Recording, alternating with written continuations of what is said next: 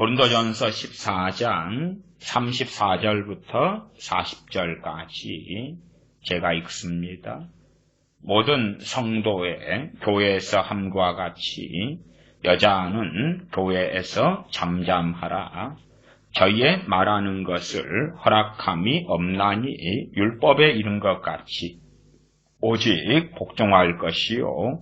만일 무엇을 배우려거든 집에서 자기 남편에게 물을지니 여자가 교회에서 말하는 것은 부끄러운 것임이라. 하나님의 말씀이 너희에게로부터 난 것이냐 또는 너희에게만 임한 것이냐. 만일 누구든지 자기를 선지자나 혹 신령한 자로 생각하거든 내가 너희에게 편지한 것이 주의 명령인 줄 알라. 만일 누구든지 알지 못하면 그는 알지 못한 자니라. 그런즉 내 형제들아 애언하기를 사모하며 방언 말하기를 금하지 말라. 모든 것을 적당하게 하고 질서대로 하라. 아멘. 우리는 우리 자신을 의지하고 의뢰할 때가 참 많습니다. 그래서 주님을 바라보기보다는 우리의 양심에 따라서 우리의 죄를 들여다볼 때도 많고 좋지 않게는 자신의 선행, 자신의 기도 생활을 들여다볼 때도 많습니다. 과연 우리는 어떠한 심령과 어떠한 마음으로 나아가야 하는가? 진실로 주님을 의지하고 의뢰하는 그러한 믿음을 키워 나가야 됩니다.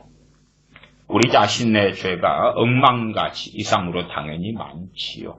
거기에 무수한 죄를 더한다 해도 주님의 보혈은, 주님의 십자가는, 주님의 대속은 그 죄를 덮고도 남습니다. 자신의 죄를 들여다보고 거기에서 탄식하고 우는 것이 회개와 아주 유사하고 비슷하게 보이지만 유감스럽게 회개와 정반대에 서 있을 때가 많습니다.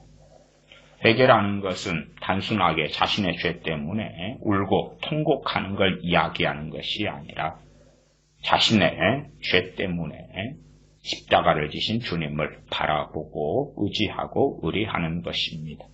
우리의 믿음은 주님에게서 나는 것이지 그렇지 우리 자신의 확신이나 신념이나 근거나 자신감이나 가치관이나 지식이나 도덕이나 윤리나 우리 자신에게서 나오는 것이 결코 아닙니다. 주님을 바라보는 사람들은 믿음이 나올 것이고 주님을 바라보지 않는 사람들은 오히려 있는 믿음까지도 약해지고 사라져갈 것입니다. 우리는 말씀을 지키고 순종하고 따라야 됩니다. 그러나 주님 안에서 주님 찾고 의지하지 않으면서 어떻게 말씀을 순종하고 따를 수가 있겠습니까? 주님 없이 행하는 것은 모양은 비슷할지 몰라도 모조품, 가품, 가짜가 되고야 맙니다. 그러면 억만가지 죄악 가운데서라도 100번, 1000번, 10,000번에 넘어짐 가운데서라도 우리의 눈이 주님께 향하고 주님께 맞추어져야 되지. 우리 어리석은 인생을 들여다보고 마치 화장실에 가서 용변을 본 다음에 그것을 주물럭거리고 관찰하고 조사하고 하는 것은 참 어리석은 것이 되죠. 그런 것은 병원에서 하는 것이고 집에서는 다 변기물을 내려서 흘려 떠내려 보내는 것입니다. 그 이상으로 우리의 죄악 가운데서 죄가 많으면 많을수록 우리의 눈이 주님께 맞춰져야 되고 주님을 의지해야 되고 의뢰해야 되는데 그 가운데 핵심은 주님의 대속입니다. 주님의 우리의 죄 때문에 피 흘리심이며 우리를 구속하심, 구원하심, 대속하심이다 하는 것을 명심해야 합니다. 오늘 말씀은 참 어려운 말씀 중에 어려운 말씀이 주제가 됩니다. 고린도전서 14장 34절부터 마지막 40절까지 읽었습니다. 34절에 모든 성도의 교회에서 함과 같이 여자는 교회에서 잠잠하라. 여자는 교회에서 잠잠하라. 참 어려운 말씀입니다. 제가 몇 시간에 걸쳐서 여자분들의 부르심 사명, 또한 남자가 여자를 다스리고 여자는 남자에게, 남편에게 복종하고 또한 여자의 가르치는 것과 주관하는 것을 허락하지 아니하노니 하는 디모데전서 2장 등의 말씀도 살펴보았습니다. 실상 저도 이 여성의 사명이나 부르심 또한 여자들에게 하시는 이러한 하나님의 말씀에 대해서 제 심령에 매인 바 되어서 이 말씀을 증거하는 것이지 많은 분들이 사실은 그렇게 즐거워하지 않을 거고 때로 시험에 들 거고 나아가 이 성경의 해석이 얼마나 어려운지 하는 것은 제가 계속하여 말씀을 드렸습니다.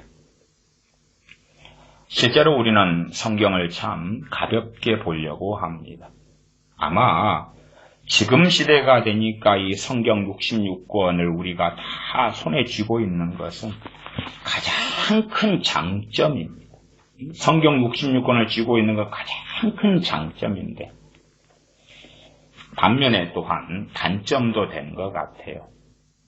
무슨 단점이냐 그러면 성경 읽기에 몰두하는 것입니다. 성경 읽기는 얼마나 좋은 것입니까? 그러나 우리가 다 이제 종이가 만들어지고 인쇄술이 만들어져서 이 성경을 쉽게 접하니까 성경을 암송하고 마음에 담아두고 되새김질하기보다도 쓱쓱 읽어나가는 것입니다. 쓱쓱 읽어나가요. 무슨 말이냐 그러면 성경은 정말 단단한 것, 그런 것이 많고 이해되지 않고 어려운 것이 많은데 마치 자신이 선지자인 것처럼 자신이 정말 대단한 사람들인 것처럼 각 믿는 사람들이 성경을 간단하고 가볍고 쉬운 걸로 생각한다는 겁니다. 그리고 성경을 그냥 읽어나가는 거죠. 읽어나가요. 제가 전도서 강해를 하고 있습니다. 전도서 강해가 7장까지 끝났고요. 8장 할 차례거든요.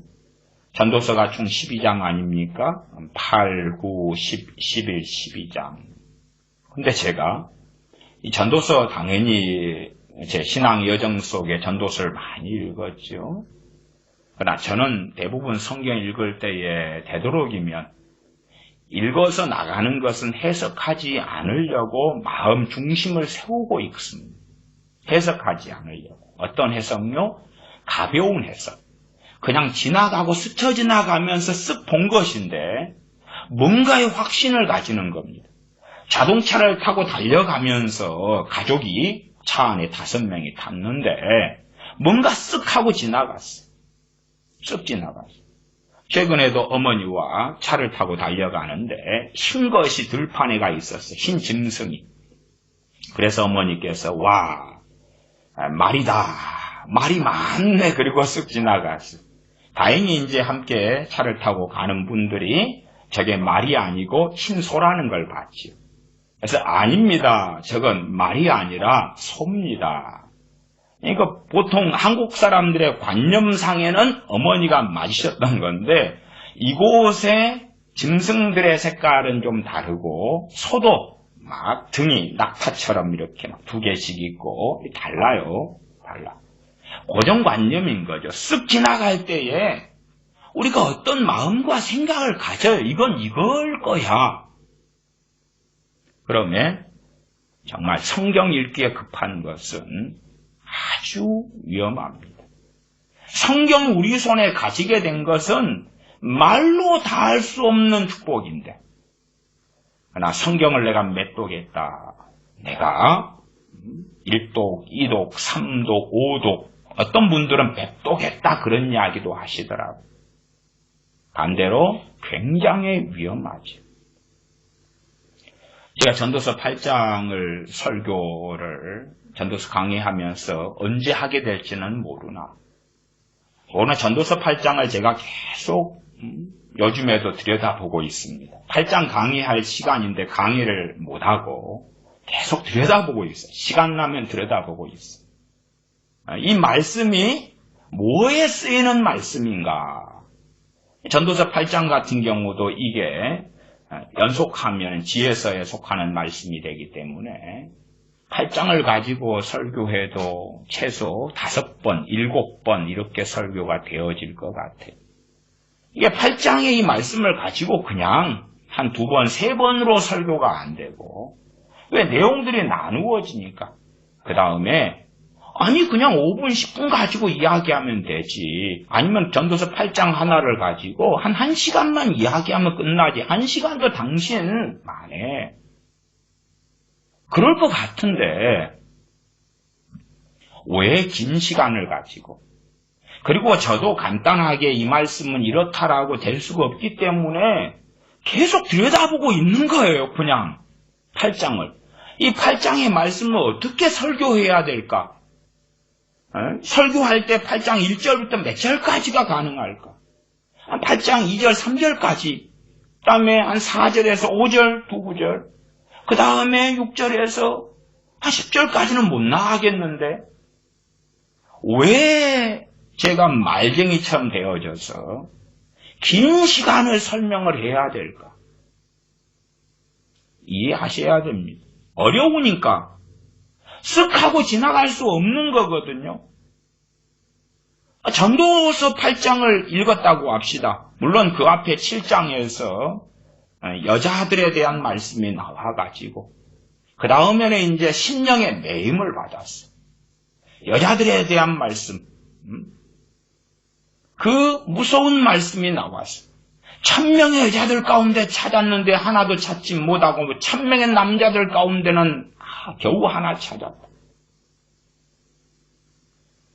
여자들이 얼마나 무섭고 독한 그러한 끔찍한 여자들이 많은가. 그 함정에 하나님을 기뻐하는 사람들은 남자들이죠. 빠지지 않게 될 것이다. 그 말씀 전도서 강의 7장을 하면서 여자분들에 대한 가르침, 설교를 해야 된다는 심령의 매임을 받았지. 그리고 어쨌든 지금 벌써 그래도 몇 달째입니다. 기간적으로는 한 2-3달 되나요? 그러니까 이제 오늘 이 여자들에 대한 말씀이 제 생각 속에서는 그래도 오늘이 마지막 시간이다 이렇게 저는 생각합니다. 그리고 최대한 간략하게 제 입장에서는 이야기하고 지나가려고 합니다. 어려우니까 그냥 쓱 하고 지나가 버리면 그것에 대하여 어떤 생각과 어떤 마음을 가지겠는가 하는 것. 세상의 과학자들, 세상의 전문가들은 무엇을 쓱 하고 지나가지는 않습니다. 식물학자다 그러면 식물을 가져와서 심어보고 가꾸어보고 조직배양도 해보고 아니면 식물에 대한 해부학, 동물도 해부학 참 많은 실험을 해보고 살펴보죠. 그냥 쓱 하고 내가 식물학자인데 A라는 식물에 대하여 쓱 하고 한번 본 다음에 그것에 대하여 이러쿵 저러쿵 말을 끄집어내지 못합니다. 성경에 대해서는 우리가 정말 너무 가볍게 생각하거든요. 쓱 하고 지나갑니다. 쓱 하고 지나가. 자기 만족감은 생기죠. 내가 성경 읽었어. 하루에 내가 몇 장씩 읽고 있어. 하루에 몇 장씩 읽는 것은 저는 반드시 권장드립니다. 심지어는 좀 은혜가 되거들랑 하루에 수십 장씩도 읽으시라. 제가 말씀드리는 것은 말씀이 일단은 우리의 기억과 마음에 남아있어야 되는 건 기본이고 해석을 이야기하는 것입니다. 어떤 것은 너무나 명확해서 특별한 해석과 주의를 기울이지 않아야 될 말씀들이 있지만, 그러나 어떠한 말씀들은 그냥 쓱 읽고 그 다음에 이건 이걸 거야 해봐야 오히려 대부분이 틀리게 된다. 이단 사이비들이 어디에서 나옵니까? 성경을 읽다가 나옵니다. 성경을 상고하다가 나옵니다. 쓱 하고 지나가니까, 쓱 하고 지나가면서 지레짐작으로 이것은 이거다. 확신을 가져버리고 담대함을 가져버리는 것입니다. 성경은 어려워요. 이게 먼저는 성경 66권에 익숙하게 되어져야 돼요. 이상한 이야기로 생각하면 안 됩니다. 성경을 읽는 걸 반대하는 게 아니라 많이 읽으셔야 돼요. 많이. 근데 문제는 뭐냐 그러면 우리의 습성, 습관 때문에 그래요. 우리는 읽으면서 해석을 하는 경향이 있습니다. 읽으면서 이건 이거다라고 이 마음 안에서 흘러가면서 마침표를 찍고 단정을 하면서 지나가고, 그래서 자연적으로 해석하면서 뭔가의 덩어리들이 우리 뱃속에 남는다 그 말이에요. 그 다음에는 성경과 우리가 해석한 그 덩어리를 바꿔치기 합니다. 내가 해석한 것, 그것이 마치 성경이고 진리처럼 생각한다 그 말이에요. 그것이 암덩이처럼 시작돼가지고 나중에는 말기암이 될 것이다. 그러니까 성경을 읽는데 해석하려고 애쓰지 마시라. 그 다음에 전제는 쓱 지나갈 때. 쓱 지나갈 때 바빠. 내가 오늘 20분밖에 없는데 성경 3장 읽을 거야. 바빠. 그럴 때는 최대한 해석하지 마시라. 나 정말 말씀을 성경을 상고하고 묵상할 여유가 있을 때에, 그럴 때는 그 말씀 읽으면서 비슷한 말씀, 비슷한 본문, 유사 본문, 예를 들어 마태, 마가, 누가복음의 공감복음이다 그러면은 10 부르는 비유, 그러면 이 10 부르는 비유가 마태복음 또 마가복음, 누가복음에 있는데 비교, 살피는 것. 유사한 말씀에 대한 것이 어디 있는가 살피고 상고하는 것. 우리가 살피려면 어떤 말씀이 있으면 이 말씀과 비슷한 말씀이 아니 유사한 말씀이 어디에 있었어? 기억이 있어야 될 것 아닙니까? 그 기억이 나야지 살피죠. 이러한 예제가 어떻게 될까? 사울 왕이 하나님께 버림받았습니다. 사울 왕은 하나님께 쓰임받은, 하나님께 세우신 이스라엘의 초대 왕이지요. 그 다음에 이제 사울 왕을 하나님은 배하셨는데 아직 죽이지는 않았습니다. 사울 왕의 원수가 다윗이 되었고, 다윗은 도망자가 되었고, 사울 왕을 죽일 기회들을 가졌습니다.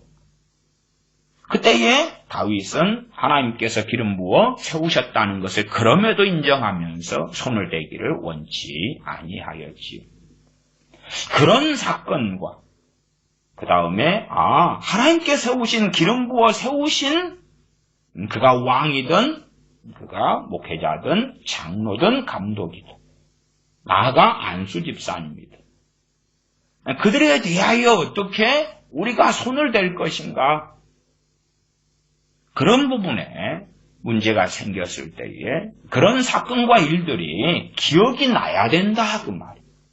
그 다음에 살펴야 되는 거예요. 살펴. 그냥 우리의 마음에 정욕대로 오는 대로 성경 몇 구절을 가볍게 읽은 다음에 이건 이거야 라고 해석하는 것이 무섭다 그 말이에요. 그게 무서워요. 성경은 쉽지 않습니다. 성경이 쉬우면 안디옥 교회에서 선지자과 교사들을 세웠어요. 그래서 말씀을 가리키고 전하게 하실 리가 없겠지요.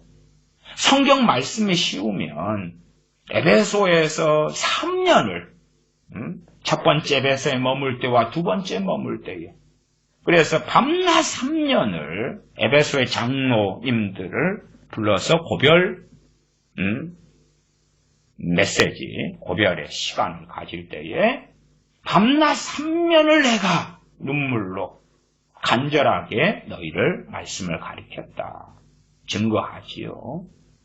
그러면 말씀이 간단하면 그냥 요즘에 편리한 대로 전도서 같은 거 1시간 전도서 관통하기.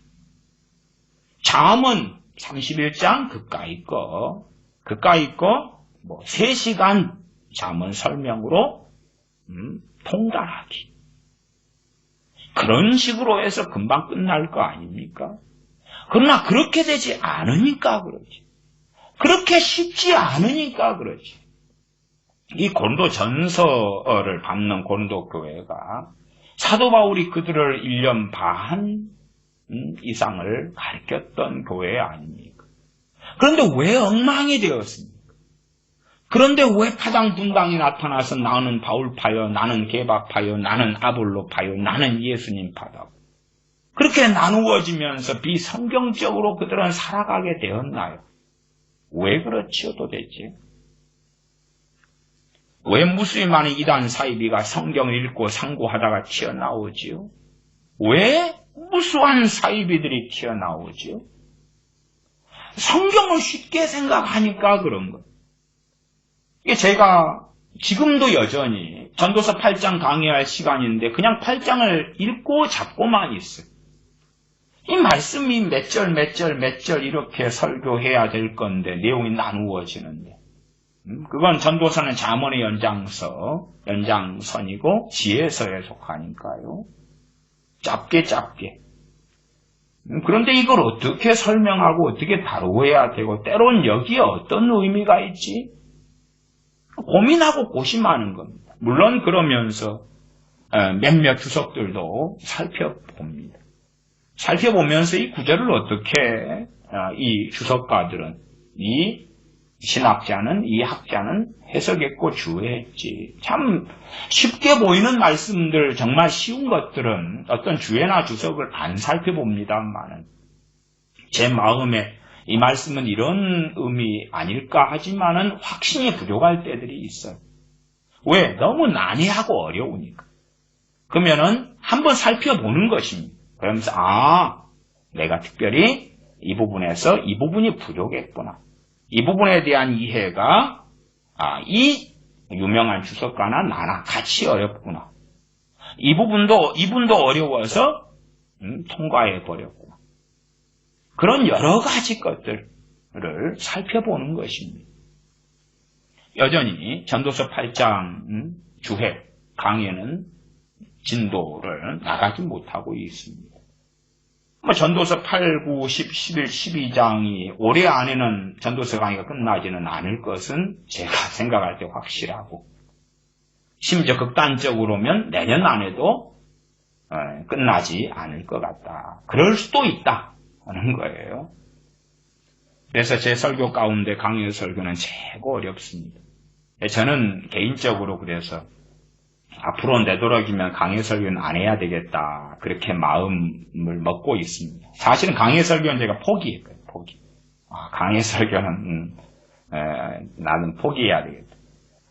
너무 큰 자신감과 내가 자만을 가진 것 같다는 생각도 더 합니다. 그냥 주어지는 대로 어떤 본문 설교 중심으로 말씀을 전하고 인생을 마감해야 되겠다 이런 마음을 갖습니다. 과거에는 성경 66권 강해 설교를 한 번 다 끝내고 또 66권을 2번 정도 끝내고 인생이 마무리되면 좋겠다 했는데 정말 제가 말씀드린 그 이상으로 말씀이 어렵다.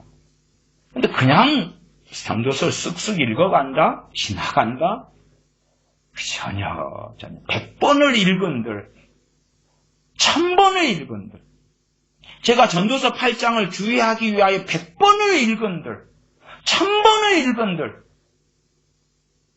그게 제대로 주의가 될 것 같으냐. 물론 제가 각고의 수고를 하고 기도하고 엎드리고 전도서를 강의한다 할지라도 그것이 다 맞겠는가? 당연히 제 설교가 다 맞겠는가? 그럴 리가 없지. 그럴 리가 없어요. 그냥 옳다 해도 부분적이에요. 그래서 이쪽에 성경의 원리가 저 부분으로 가면 안 맞아요. 본래가 말씀은 그런 것입니다. 그걸 이해하셔야 돼요. 말씀의 원리가 우리의 삶도 그렇잖아요. 자동차를 이 집 안에서 아파트 안에서 몰고 다닐 수 없잖아요. 자동차는 도로에 가야지. 그런 것처럼 성경의 각 부분들이 그 삶의 영역, 하나님의 말씀하신 자리가 있다 그 말이에요. 그러니까 오해와 곡해도 얼마든지 심할 수 있고, 또한 잘 설명했다 해도 그 영역이 틀려버리면 잘못되는 거예요. 어느 기계의 부품에 그 자리가 필요하면 글이 들어가야 되는데 엉뚱한 기계의 부품에 끼워 넣으려고 하면 그 기계도 망가지고 부품도 망가지겠지. 그러니까 성경의 말씀들을 가지고 엉뚱한 자리에 어거지로 그냥 집어넣어버리면 그것은 정말 바보들의 행진이 되고야 만다 하는 것입니다. 제가 성경 해석에 대해서도 누누이 여러 번 말씀을 드렸습니다. 그러면 성경이 어렵다. 또 여성 사역 여자들의 부르심, 소명 등에 대해서도 각 교단 교판들마다 극단적으로 견해가 다르다. 요즘에는 비슷해져 가고 있지만 비슷해져 가면서 주로 선택한 것은 뭐냐 하면 이러한 고린도전서 14장의 말씀들은 살펴보지 않기로 선택하고 덮어버리는 것에서 우리 교회들의 어리석음이 드러나고 있다 하는 것입니다. 자, 고린도전서 14장 34절입니다. 모든 성도의 교회에서 함과 같이 여자는 교회에서 잠잠하라. 단지 고린도 교회에 너희들이 문제가 많으니까 너희 고린도 교회 너희들 가운데 여자들은 잠잠해. 그게 아닙니다. 그게 아니고 모든 성도의 교회에서 함과 같이, 모든 성도의 교회에서 함과 같이 여자는 교회에서 잠잠하라. 이 말씀 해석이 어렵다 그랬어요. 이 한 구절을 가지고 책을 한 권을 써도 부족해. 그러니까 제가 설명하는 것도 다 옳지도 않고 어떤 부분은 제 견해가 상당히 많이 있다고도 이해하셔야 됩니다. 그러나 아니 이 말씀에서 최소한 울타리는 쳐야 될 거 아니에요. 모든 성도의 교회에서 함과 같이 여자는 교회에서 잠잠하라. 37절로 가면 만일 누구든지 자기를 선지자나 혹 신령한 자로 생각하거든 내가 너희에게 편지한 것이 주의 명령인 줄 알라. 만일 누구든지 알지 못하면 그는 알지 못한 자니라. 무엇을 알지 못하면요? 주의 명령인 줄 알지 못하면 그는 무식장이다. 사도 바울을 통하여 증거한 이 말씀이 주의 명령이라는 것을 알아야 한다. 그것은 모든 성도의 교회의 삶과 같이 여자는 교회에서 잠잠하라. 그러면 우리가 이 말씀을 볼 때에 여자가 교회에서 말하는 것 이것이 허용되고 허락될 수 있으나 정말 말씀과 어그러져서 교회에서 여자가 말하는 것이 하나님 말씀에 어그러진 범죄가 될 수 있다. 남자는 좀 더 자유롭다 그 말. 남자는 여자의 머리이기 때문에 가장이기 때문에 좀 더 자유로운데 물론 20살 미만의 자녀들을 이야기하는 게 아닙니다. 자녀들은 부모의 권위 속에 있기 때문에 그렇고 자녀들은 다스림을 부모에게 받아야 되기 때문에 그렇지. 그러나 성인의 경우로 이야기할 때에 남자는 여자를 다스리고 여자는 다스림을 받는다. 디모데전서 2장의 말씀에 여자가 가리키는 것과 남자를 주관하는 것을 허락지 아니하노니 오직 조용히 배울지니라. 오직 조용히 배울지니라. 그렇게 말씀하죠. 그래서 그 디모데전서 2장의 말씀을 가지고도 지난번 두 번의 설교를 통하여 살펴보았습니다. 같이 연관된 말씀이 되기도 합니다. 모든 성도의 교회의 삶과 같이 여자는 교회에서 잠잠하라. 그러니까 교회에서죠. 교회에서. 교회를 자꾸 우리는 예배당 그렇게 생각하시면 안 돼. 교회가 어디에서 모입니까? 예배당에서 모입니다. 우리가 교회는 믿는 사람들의 모임이에요. 신학적으로야 믿는 사람 한 명도 교회라 그럽니다만은 성경에서 주로 말씀하는 교회는 한 명이 아니라 최소한 가정교회든지 가정에 몇 명 혹은 그 이상. 그래서 성경에서도 조직교회가 있고 미조직교회가 있습니다. 조직교회는 감독이나 장로나 안수집사님이 있고 미조직교회는 그런 부분이 없죠. 그냥 기도처같이 몇 명이 모여서 이렇게 임시적으로 예배하는 그런 경우가 미조직교회라 그럽니다.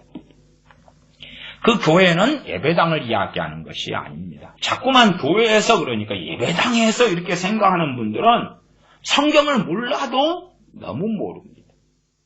교회는 주님의 몸이고 주님의 몸이니까 지체됨이 있습니다.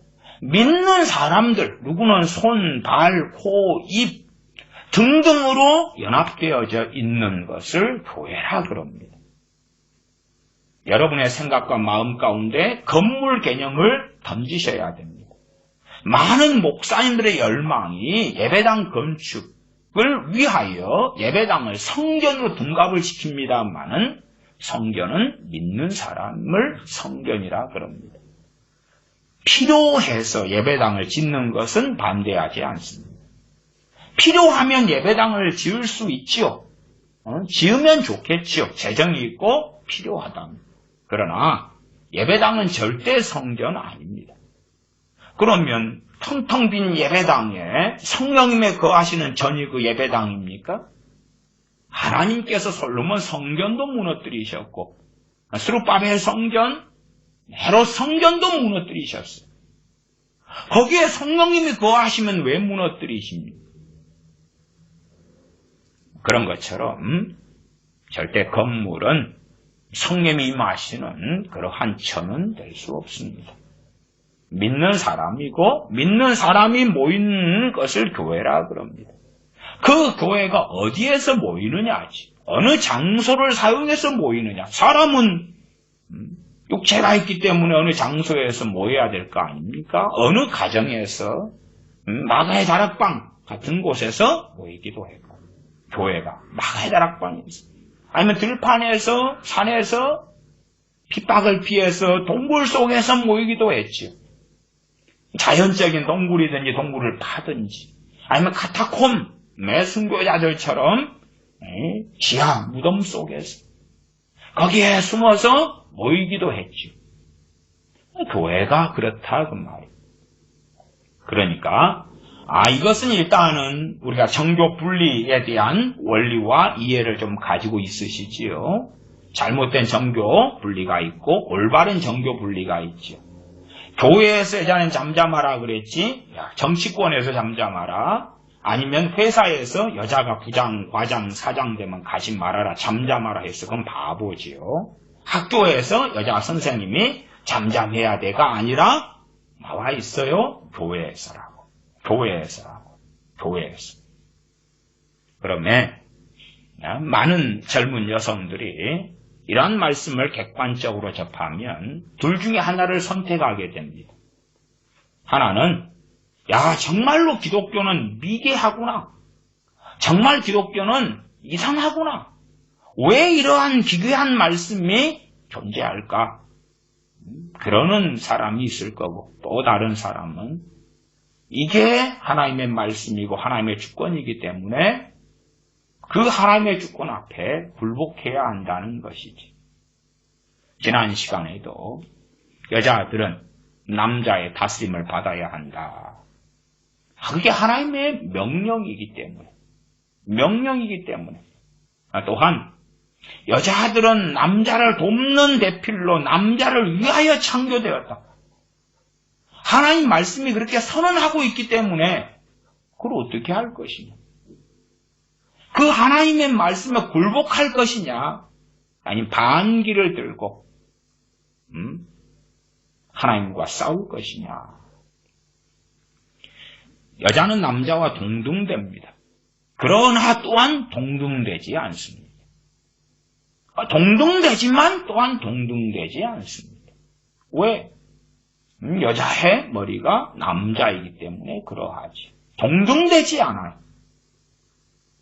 인간의 하나님 형상을 따라 만들어진 사람으로서의 동등함은 있으나 질서상 동등하지 않음은 필연이다. 그것이 하와가 먼저 죄를 지었기 때문이다. 하와가 꾀임을 받아서 선악과를 먼저 먹었기 때문이고 창조상 남자가 여자보다 먼저 지음을 받았기 때문이다 하는 등의 디모데전서 2장의 말씀은 익히 보아왔습니다. 모든 성도의 교회의 삶과 같이 여자는 교회에서 잠잠하라. 저희의 말하는 것을 허락함이 없나니 율법에 이른 것 같이 오직 복종할 것이요. 구약의 율법에서도 그렇다. 오직 복종해라. 오직 복종해라. 35절 만일 무엇을 배우려거든 집에서 자기 남편에게 물을지니 여자가 교회에서 말하는 것은 부끄러운 것이니라. 하나님의 말씀이 너희에게로부터 난 것이냐 또는 너희에게만 임한 것이냐. 일단은 고린도 교회 안에서 여자들의 문제가 많았다 하는 것은 우리가 알 수가 있습니다. 또한 하나님의 말씀이 너희에게로부터 난 것이냐 너희에게만 임한 것이냐. 여자들이 애언하고 무슨 계시 받고 음성 듣고 요즘 시대에 얼마나 그게 많습니까? 심심하면 유튜브 상의 댓글에 달리는 것 중에 자주 발견할 수 있는 것, 기독교 카페에 댓글들에 자주 발견할 수 있는 것. 누군가가 질문합니다. 이러이러한 상황에서는 제가 어떻게 해야 되나요? 답글, 답댓글. 기도로 물어보세요. 기도로 주님께 물어보세요. 주님께서 말씀하실 겁니다. 주님께서 응답하실 겁니다.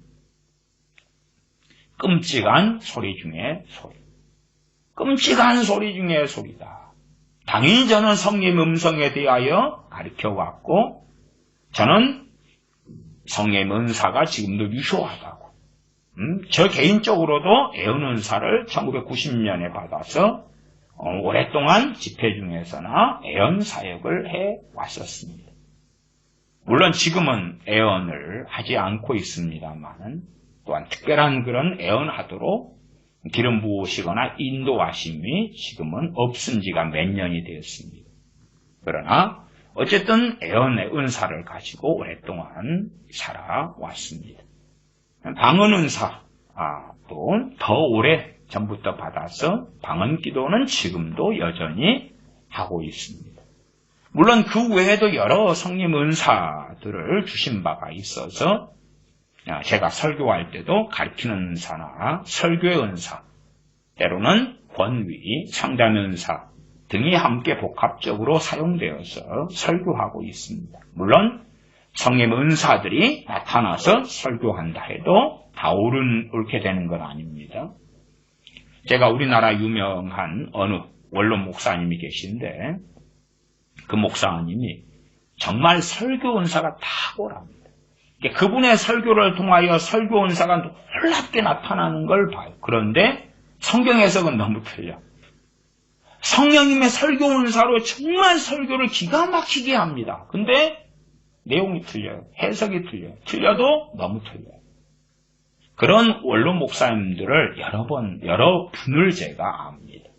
이름만 되면 알만한 여러분들이 설교 은사를 받아가지고 설교를 하시는데 정말 중요한 성경 본문에서 많이 틀리거나 조금 틀리거나 많이 어긋나거나 조금 어긋나거나 그럴진데 저 같은 사람도 당연히 얼마든지 그러하다. 성령 은사로 뭔가를 한다 해서 다 옳게 되는 것은 아닙니다. 정말 무서운 것은 내 스스로 내가 하나님의 말씀이 쉽게 임한다고 생각하고 어느 상황에서 묻는 것입니다. 참 물어요? 그러면 말씀해 주십니다. 아니, 모일 때에 애언했던 교회, 모일 때 애언했던 교회가 이 이 고린도 교회입니다. 또한 초대교회에도 그런 일들이 종종 있었지. 고린도전서 14장 26절로 가면 그런즉 형제들아 어찌할꼬 너희가 모일 때에 각각 찬송시도 있으며 가르치는 말씀도 있으며 계시도 있으며 계시가 있다 그 말이 계시 가운데 속한 것이 애언입니다. 계시가 있단 말이에요. 그리고 방언도 있고 통역함도 있고 누가 방언을 하면 그 다음에 통역을 하고 모든 것을 덕을 세우기 위하여 하라. 이렇게 모일 때 그렇고 특별히 고린도교회란 그러했다 그 말이에요.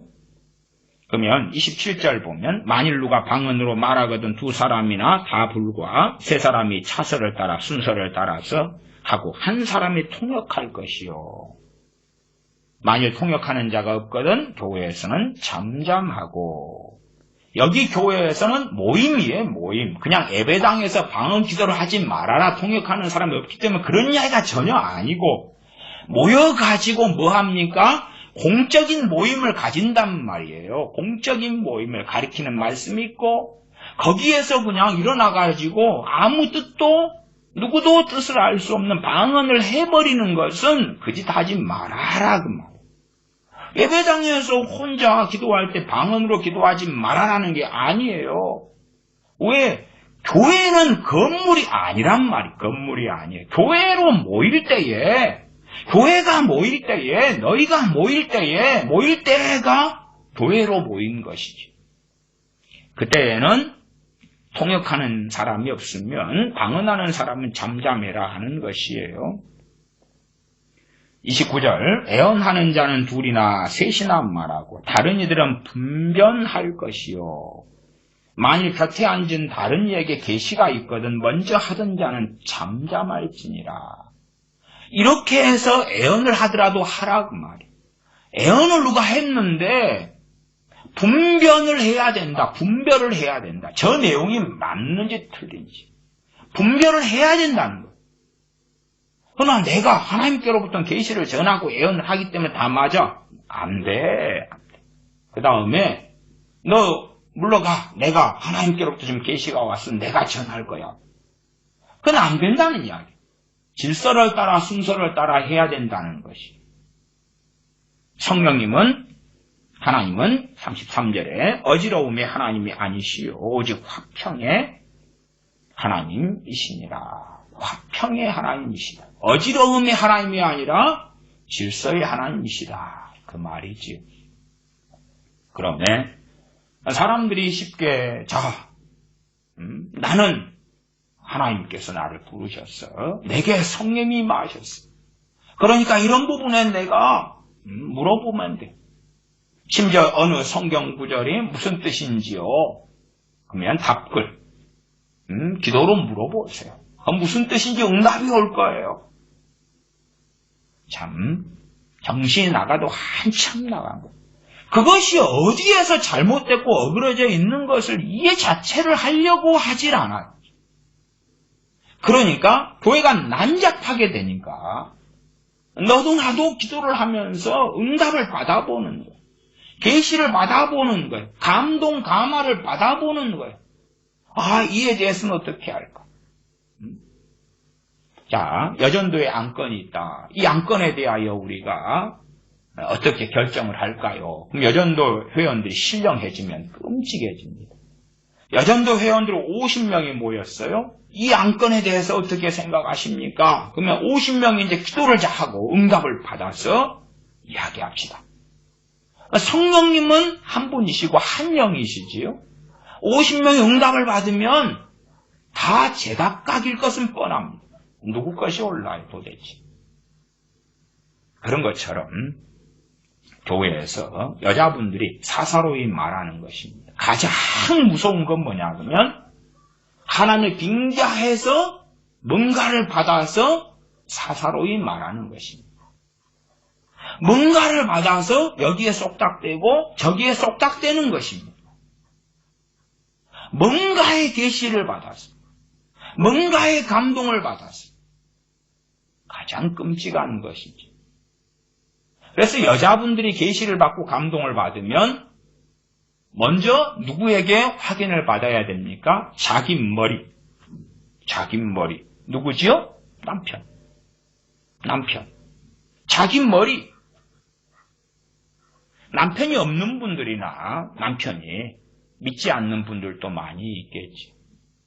그러면 그게 정말로 중요한 것이다 하면 교회의 장로님들에게 확인을 받을 수가 있겠지. 목회자에게도 확인받을 수 있겠지. 물론 목회자하고 개인적으로 1대1로 만나라 그런 게 아니라 만날 때 되면 항상 한 2명, 3명 증인들이 있어야 돼. 함께. 그래서 그것이 공적인 이야기가 될 수 있도록. 왜냐하면 둘이 만나가지고 속닥거렸는데 증거가 없잖아. 2세 증인이 필요해요. 그게 하나님께로부터 중요한 뭔가가 왔다 그러면 2세 증인이 있어야지. 2세 증인이 있을 때도 서로 말이 틀릴 때가 많지. 그러니까 뭔가가 여자가 받았다 그러면 기본적인 것은 누구에게 확인을 받아야 되느냐? 남편이. 왜? 남자가 머리이기 때문에. 그러지 그런 것도 없이 무질서하게 교회에서 내가 무슨 응답을 받았네. 공적으로 말하는 것도 너무 위험하고 사적으로 말하는 건 더 위험하죠. 공적으로는 내게 예언이 왔어. 그래서 모일 때에 정해진 시간에 고린도 교회가 순서를 따라 예언했단 말이에요. 공적으로. 그건 할 수 있어요. 그러니까 여자가 교회에서 잠잠하라 그것이 기도할 수 없어. 예언할 수 없어. 전혀 그건 아닙니다. 그것이 아니라는 것은 이미 고린도전서 11장의 말씀에 있는 거예요. 11장 말씀을 지난 시간에 봤는데 다시 확인합니다. 고린도전서 11장입니다. 11장 5절입니다. 무릇 여자로서 머리에 쓴 것을 벗고 기도나 애언을 하는 자는 그 머리를 욕되게 하는 것이니 여자가 머리에 쓴 것을 벗고 기도나 애언을 하는 자는 그 머리를 욕되게 한다. 여자가 기도나 애언을 할 때는 머리에 써야 된다. 혹은 쓰는 것을 대신하여서 여자가 머리를 길게 하면 된다. 기르면 된다. 긴 머리는 여자의 쓰는 것을 대신합니다. 말씀하지요. 그러면 여자가 머리에 쓴 것을 벗고 기도나 애언하면 안 돼. 여자는 머리에 쓰고 기도나 애언을 해야 돼. 머리에 쓰는 것은 천사들로 인하여 권세 아래, 남자의 권위 아래 있는 표가 여자의 긴 머리나 머리에 쓰는 것이다. 그러면 이 고린도전서 11장 5절에는 여자는 절대 기도하면 안 돼, 애언하면 안 돼. 그런 이야기가 아닙니다. 여자는 머리에 쓰고 기도하고 애언해야 된다. 그 전제를 가지고 고린도전서 14장 34절을 봐야 된다고 말씀드리는 거예요. 모든 성도의 교회 삶과 같이 여자는 교회에서 잠잠하라. 일반적인 말씀인데 어느 상황에서 잠잠게 될 것인가. 그래서 역사적으로는 오랫동안 여자분들의 사역, 여자분들의 부르심을 역사적으로 오랫동안 교회에서는 반대해 왔어요. 공적으로 여자분들이 교역자가 되는 것, 전도사님이 되는 것, 신학교를 다니는 것 등도 반대해 왔어요. 여자분들이 신학교를 다니게 된 것도 그렇게 오래된 역사적인 일은 아닙니다. 오래되지 않았어요. 여자분들이 이제 지금은 대한민국 여목사님만 10,000명이 훌쩍 넘어버린 시대이지요. 목사님들 10명 중에 1명은 여자 목사님. 그리고 점점점 많아지고 있기도 합니다. 그러나 그런 시대가 된 것이 그렇게 오래되지 않았다. 여전히 합동교단, 고신교단, 그런 합신 이런 교단들에서는 여자분들을 목사 안수를 하는 데는 반대하고 있다. 해석이 틀리니까. 그런 것처럼 이러한 말씀에 대하여 그래도 역사적으로는 어쨌든 여자분들 공적으로 가르칠 수 없어. 가르치는 사역 안 돼. 그리고 남자를 주관하는 교회의 담임 교역자 안 돼. 그렇게 이제 해왔다가 근래 들어와서 이 말씀에 대해 덮어버리거나 아니면 견해를 바꾸거나 그런 식으로 바뀌어 왔다는 것입니다. 하나님의 말씀은 시대의 상황하고 역사하고 타협하지는 않습니다. 그러면 이 말씀이 어떠한 말씀인가 하고 우리는 고심해야 됩니다. 최소한 고린도전서 11장에 여자가 머리에 쓰고 혹은 긴 머리를 하고 애언하고 기도했구나. 사도행전 21장에도 빌립 집사님의 처녀 딸이 넷이 있는데 처녀로 애언하는 자라. 빌립 집사님 딸 4명이 처녀로 애언을 하죠. 애언하는 데 있어서도 은사 중단론을 가진 분들은 또한 이해 못 하시겠지만 성령의 은사를 지금도 인정하시는 분들은 애언 은사가 있다는 걸 아실 겁니다. 애언할 때는 어떻게 해야 되느냐? 공적으로 하는 것입니다. 사적인 애언은 안 돼요. 사적인 애언은 안 돼요. 정말 많은 사람들이 사적인 애언이나 사적인 계시를 받습니다. 그건 끔찍한 일인데 그 가운데 끔찍한 것은 여자분들이 그러는 것입니다. 여자분들이 그러는 거예요. 정말 쉽게 사단의 미혹과 꼬임 속에 들어가 버립니다. 여자분들이 자기 가정생활에 대한 것은 하나님께 응답을 받을 수가 있어요. 그거에 대해서 누구의 확인을 받아야 됩니까? 남편의 확인을 받아야 돼요. 심지어 제가 말씀드렸죠. 남자의 머리는 그리스도시지만 그건 명확한 것인데 그 남자가 불신자라 할지라도 여자의 머리가 아닌 것은 아니다. 내가 크리스천인 여자예요. 내 남편이 불신자예요. 그러나 남편이 내 머리가 아닌 것은 아니다. 내 머리인 건 맞아요. 그리고 인생사 속에서 성경에서 모든 것에 대하여 이렇게 해라 저렇게 해라 나오는 것은 적어요. 구체적인 상황으로 갔을 때에 내가 어느 아파트를 얼마에 사고 언제 이사하고 내 자녀의 결혼에 대하여 혹은 나의 결혼에 대하여 등등등 성경이 없어요. 원리가 있는 거고 진리가 있는 거지. 내 개인사에 대한 것이 어떻게 성경에 나오겠느냐 그 말이에요. 고레스라든지 느부갓네살이라든지 특별한 경우에 대해서는 성경에 나와 있었지만 우리는 그런 특별한 케이스가 아니지요.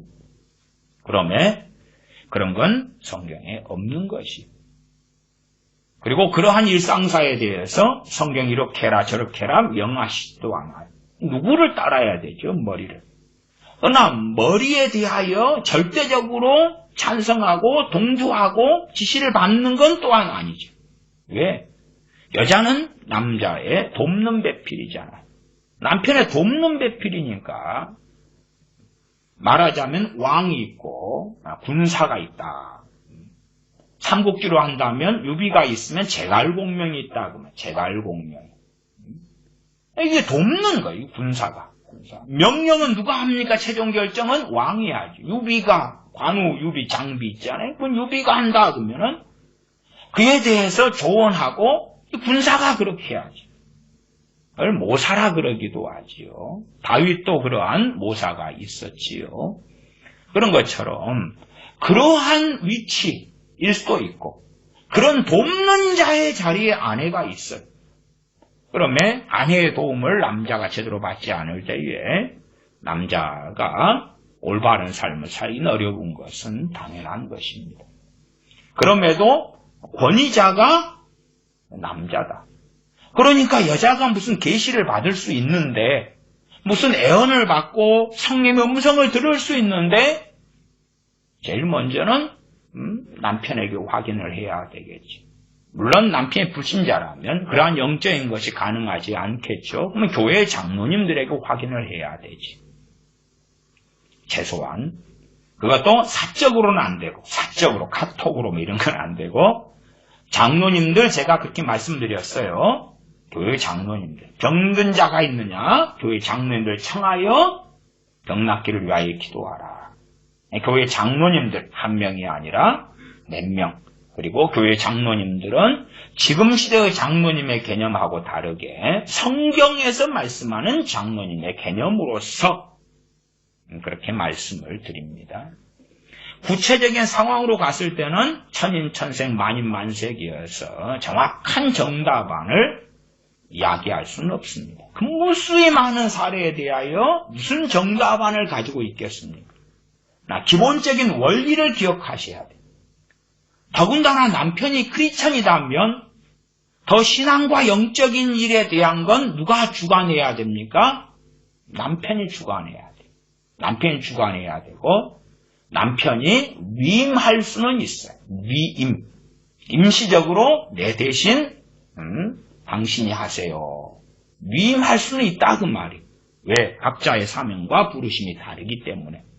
그러나 최종 결정권자는 남편이고 남편이 책임을 져야 되고 그 다음에 남편의 권위를 인정하지 않는다면 여자분들은 함정 속에 쉽게 깊이 얼마든지 사단의 게임 속에 들어가게 된다 하는 것입니다. 그러면 여자분들이 계시를 받는 것은 무서운 일이에요. 그것이 진실로 주님으로부터 왔다면 좋지만 일반적으로는 게임을 받는 계시들이 많을 수밖에 없다. 왜냐하면 다 각자가 선지자가 되고 싶고 높은 자가 되고 싶고 각자가 1대1로 당연히 주님 관계는 1대1입니다만은 1대1로 하나님 말씀 임하고 그런 사람이 되고 싶은 욕망들이 있다 그 말이에요. 끊임없이 여자들은 남자가 머리인데 그 맨 것을 끊으려고 그래. 끊고 하나님의 메어놓으신 멍에를 끊으려고 한단 말이에요. 그 욕망이 강하니까 지금 시대에 신령한 이유로 주님 오실 때가 가까이 와서 여자분들이 결혼하지 않고 그리고 주님 사모하고 사는 케이스에 신령한 이유라면 모르지만 그 신령한 이유가 아니라 그 맨 것을 끊어버리려고 결혼을 하지 않는 여자들이 많아졌다고 말이에요.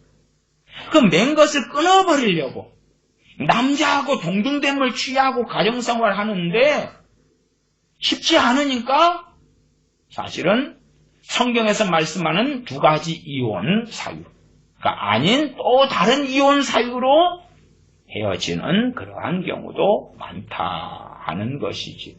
남자가 살기 싫어하거든 헤어질 수 있다. 고린도전서 말씀 음행의 연고로 헤어질 수 있다. 그 말고 내가 왜 너를 머리로 가장으로 따라야 돼. 나 싫어. 여자가 남자를 주관하고 마음들 끌고 가려다가 안 되니까 사사건건 안 되고 싸울 수밖에 없겠지요. 왜? 다스리는 부르심이 남자이기 때문에 안 맞지요.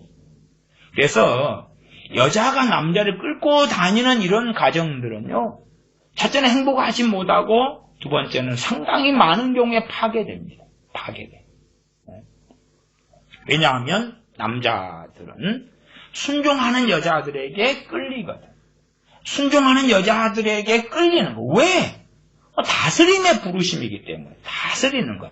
그리고 그에 대한 권위가 있는 것과 마찬가지로 책임도 져야 되기 때문에 심판을 받을 때에 남자들이 여자들보다 최소 한몫 이상의 엄정한 심판과 하나님의 진노를 받게 된다. 그래서 남자로 사는 것, 하나님의 진노 앞에 있는 것, 남자로 살아가는 것, 큰 책임을 가지는 것.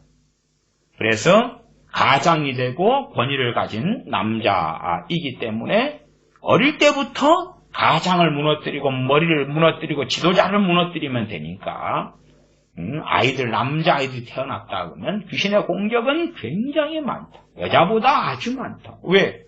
뭘 무너뜨려야 돼요? 전쟁이 일어났을 때 먼저 누구를 공격합니까? 장수를 공격하는, 장수를.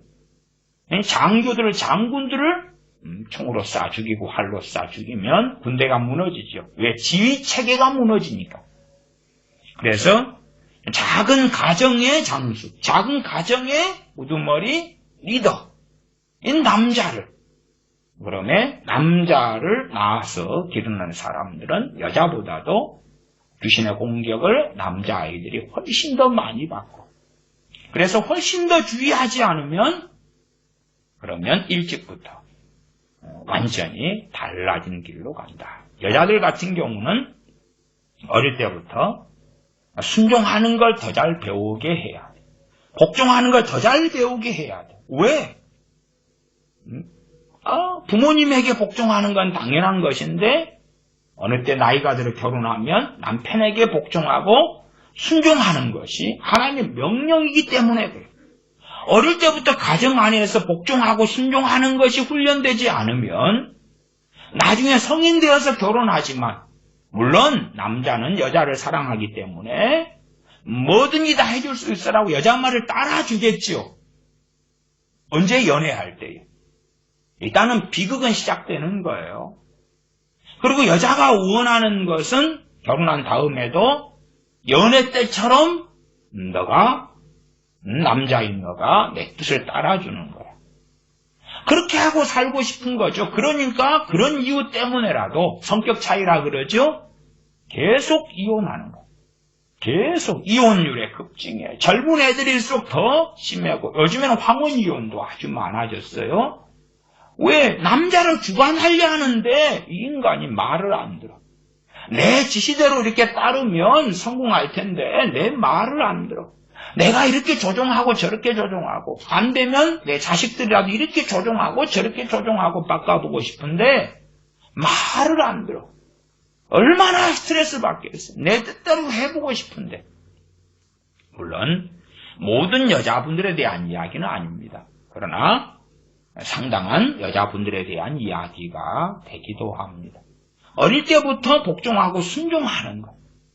그 다음에 남자아이들이라면 어릴 때부터 그 책임이 막중하다는 것.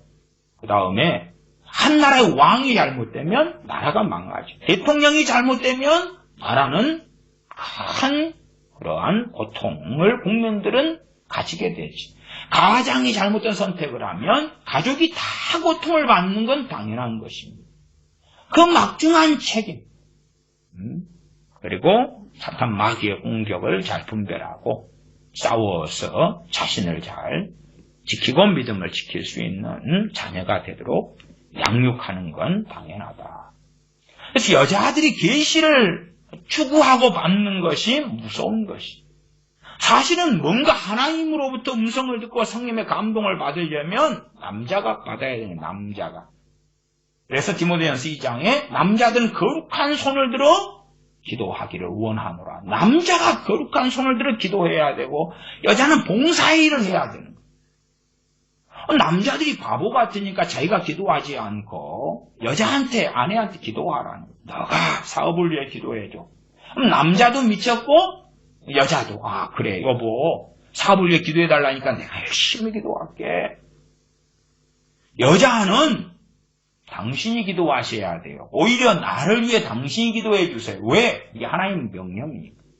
하나님의 명령 디모데전서 2장을 들이대야지요. 들이대야지. 무슨 남자가 오더를 내린다 해서 말씀하고 어그러졌는데 오더를 어떻게 따르냐 그 말이에요. 당신이 기도하고 그리고 그 가운데 해야 될 일을 내게 시키세요. 내가 봉사하고 섬기고 도울게요. 당신이 기도하고 응답받으셔야 돼요. 그러나 어떤 여자들은 가정에 나아갈 바를 자신이 응답을 받고 남편에게 이야기를 해주지. 이미 처음부터 어그러졌어. 아니면 분별력이 없이 남자들이 기도하지 않는다고 분별력이 있을 리가 없죠. 있을 리가 없어. 그러면서 기도하지 않으면서 기도 생활하는 아내에게 이 문제에 대해 기도하고 응답 좀 받아줘. 그리고 응답을 받았다고 아내가 이야기한다고 합시다. 자기가 기도 생활하지 않고 깨어있지 않은데 아내의 응답이 어디서부터 온 것인지를 어떻게 확신하고 알 수가 있겠는가 그 말이에요. 그러면 여자들이 기도하고 애언할 수 있는데 그건 공적으로 해야 된다. 사적인 게 아니다.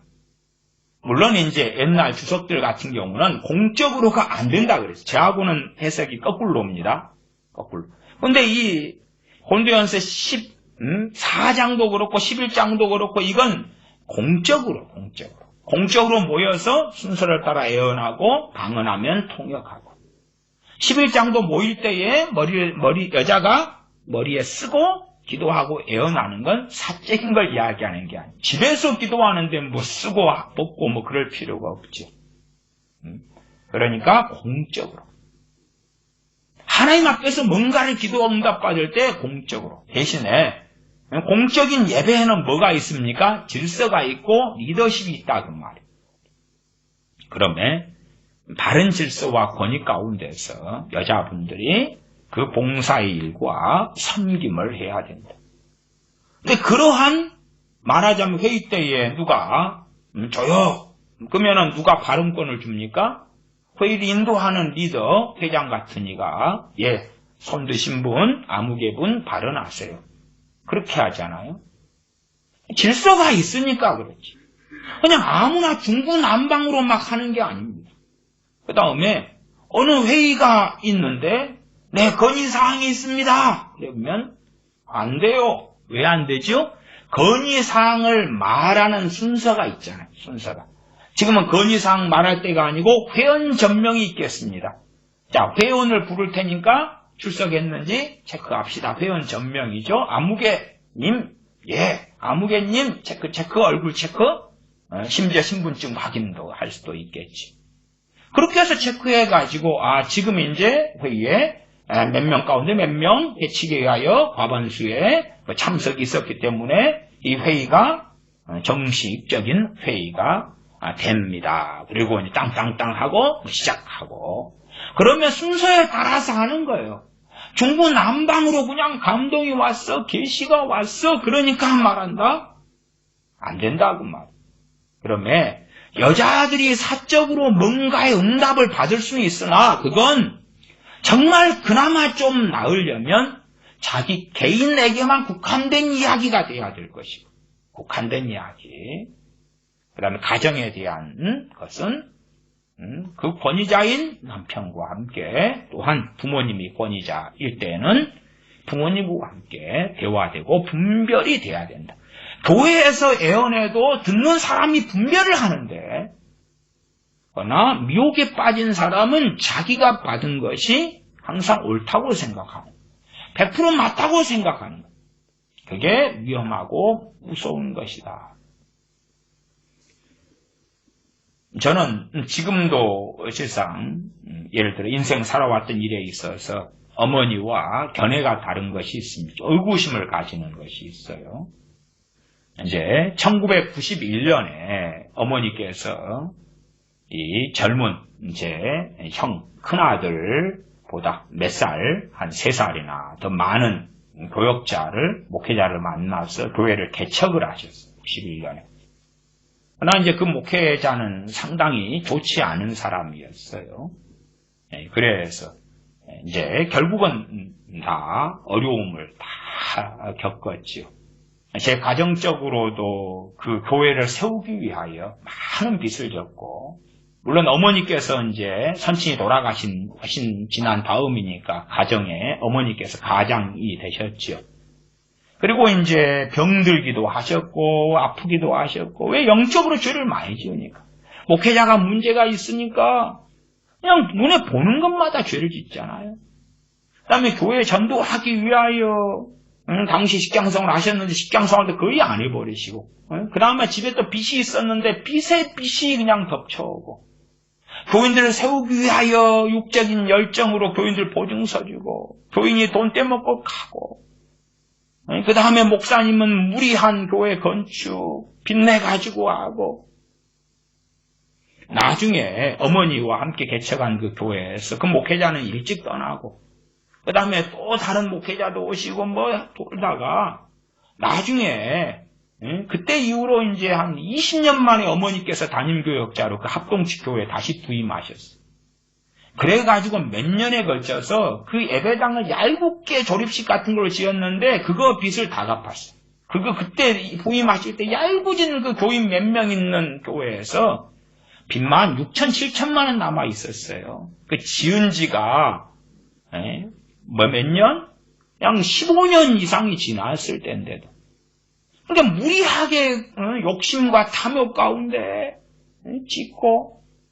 그러니까 제가 뭘 의구심을 가지냐 그러면 어머니께서는 이제 목사님이죠. 그때는 그 양반이 목사님이 아니었습니다. 안수받기 전입니다. 총신대 출신인데. 근데 그 목회자하고 만나서 성례면 개척하라고 했다고 어머니는 음성을 들었다는 거예요. 그러면 저는 그 목회자는 정상이 아닌데 정상이 아닌 게 다 확인되는 거잖아요. 사람이 하루아침에 변하는 게 아니니까. 그거 아닐 텐데. 그 사건이 30년이 됐잖아요. 30년. 91년에 어머니께서 교회를 개척하셨으니 30년이 됐잖아요. 이게 30년 동안 서로 견해가 달라요. 어머니께서 가장이시니까 이제 어머니가 이렇게 지금 교회를 떠나서 그 목사님도 개척하고 또 어머니 그때 신학을 하셨거든요. 그래서 전도사로 일하시고 그러면서 가정은 빚더미 속에 올라앉았거든요. 저도 대학을 마친 다음에 바로 신학을 하려고 생각했다가 빚더미 속에 앉아버리니까 소명은 저도 93년에 받았는데 신학교는 98년에 들어갔거든요. 빚을 갚으려고 발버둥을 치는 거예요. 발버둥을 치는.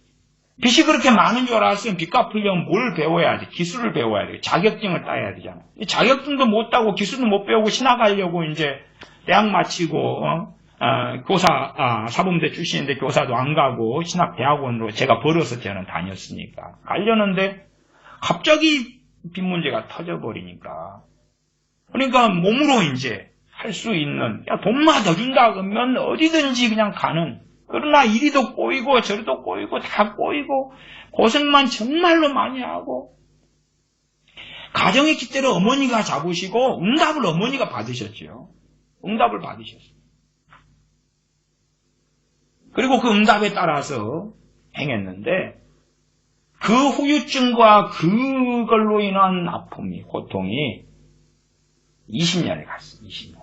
20년에 갔어요. 그러니까 그 고통 빚 문제 때문에 로또가 그때는 없었고 주택복권 시대단 말이에요. 주택복권 좀 되게 해주세요. 주택복권 이런 것만 있으면 다 해결되는데 그러고 살아왔는 거예요. 출발은 그 목사 하나 만난 것 때문에 그 목사 하나 만나서 그걸 개척한 것 때문에 그리고 나중에 이제 그 목사가 지금은 암으로 죽었습니다만은 그 유명한 천국 지옥 이야기하는 그 박영문 장로 나중에 목사가 됐는데 그 사람 불러서 스스로 입맞추고 부흥회하면서 거짓 애언하면서 어머니를 이단으로 둘이 몰았습니다. 왜? 교인들이 다 100여 명 되는 교인들을 어머니가 전도한 사람들이니까 어머니를 쫓아내야 돼요. 왜? 그때가 또 형이 또 신학 대학원을 다니고 있을 때 형을 담임 목사를 부르고 니 나가 그러면 나가야 되는 입장이니까 그러기 전에 쫓아내버려야 되니까 박영문 그 목사하고 둘이 그 광주의 박영우 목사님이 그 형이 되지요. 제가 그 자리에 있었거든. 더럽고 추접한 일을 그 눈에서 현장에서 보았는데 그리고 얼마 있다가 그 양반 암으로 죽더라고요. 그래서 곡성에 있는 어느 큰 기도원 원장이요. 그래 지금은 그 아내가 이제 재혼한 그 아내가 하다가 모르겠어요. 지금은 어쨌든 하나님 빙자에서 거짓 예언을 일삼는 거예요.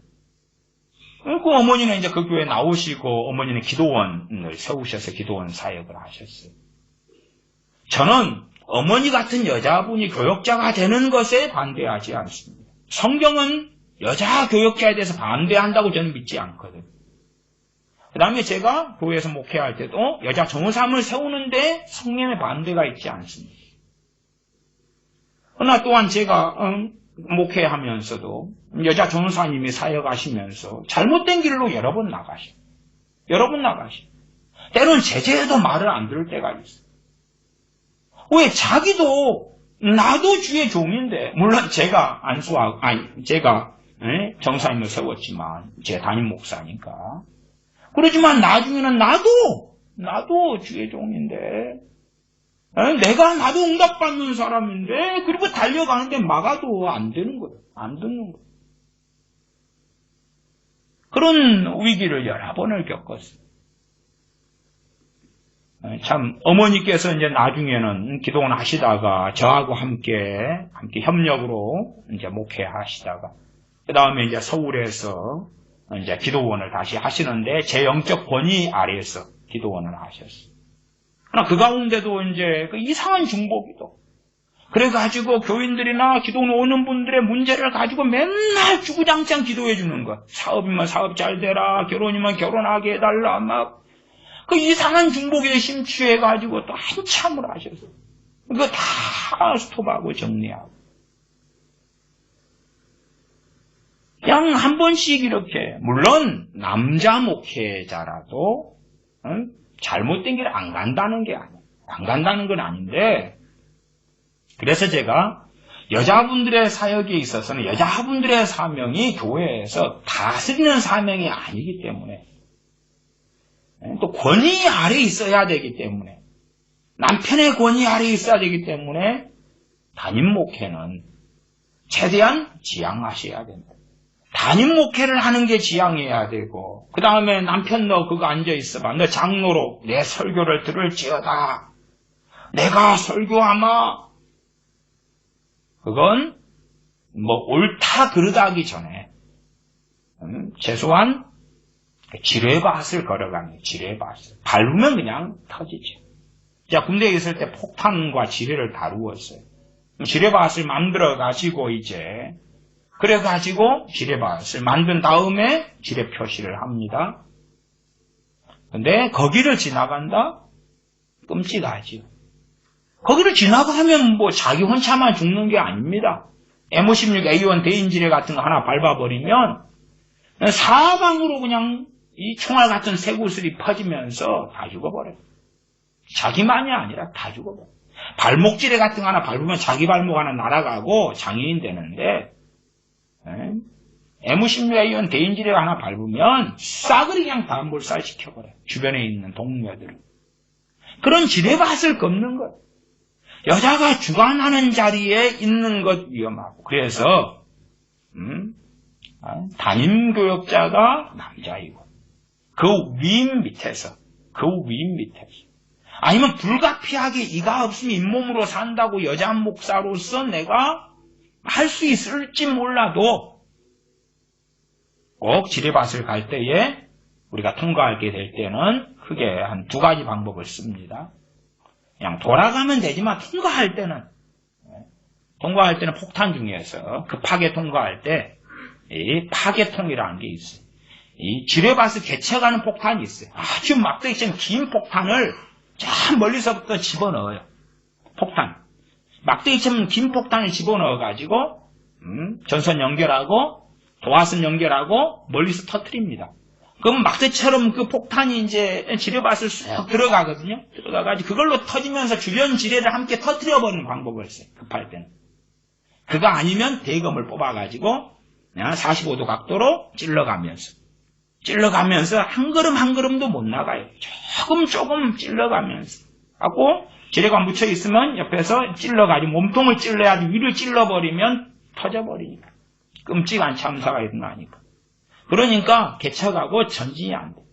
지뢰를 발견하면 그걸 이제 드러내놓고 싹 열심히 드러내놓고 표시를 하죠. 그걸 피해가지고 그 다음 사람 오라고.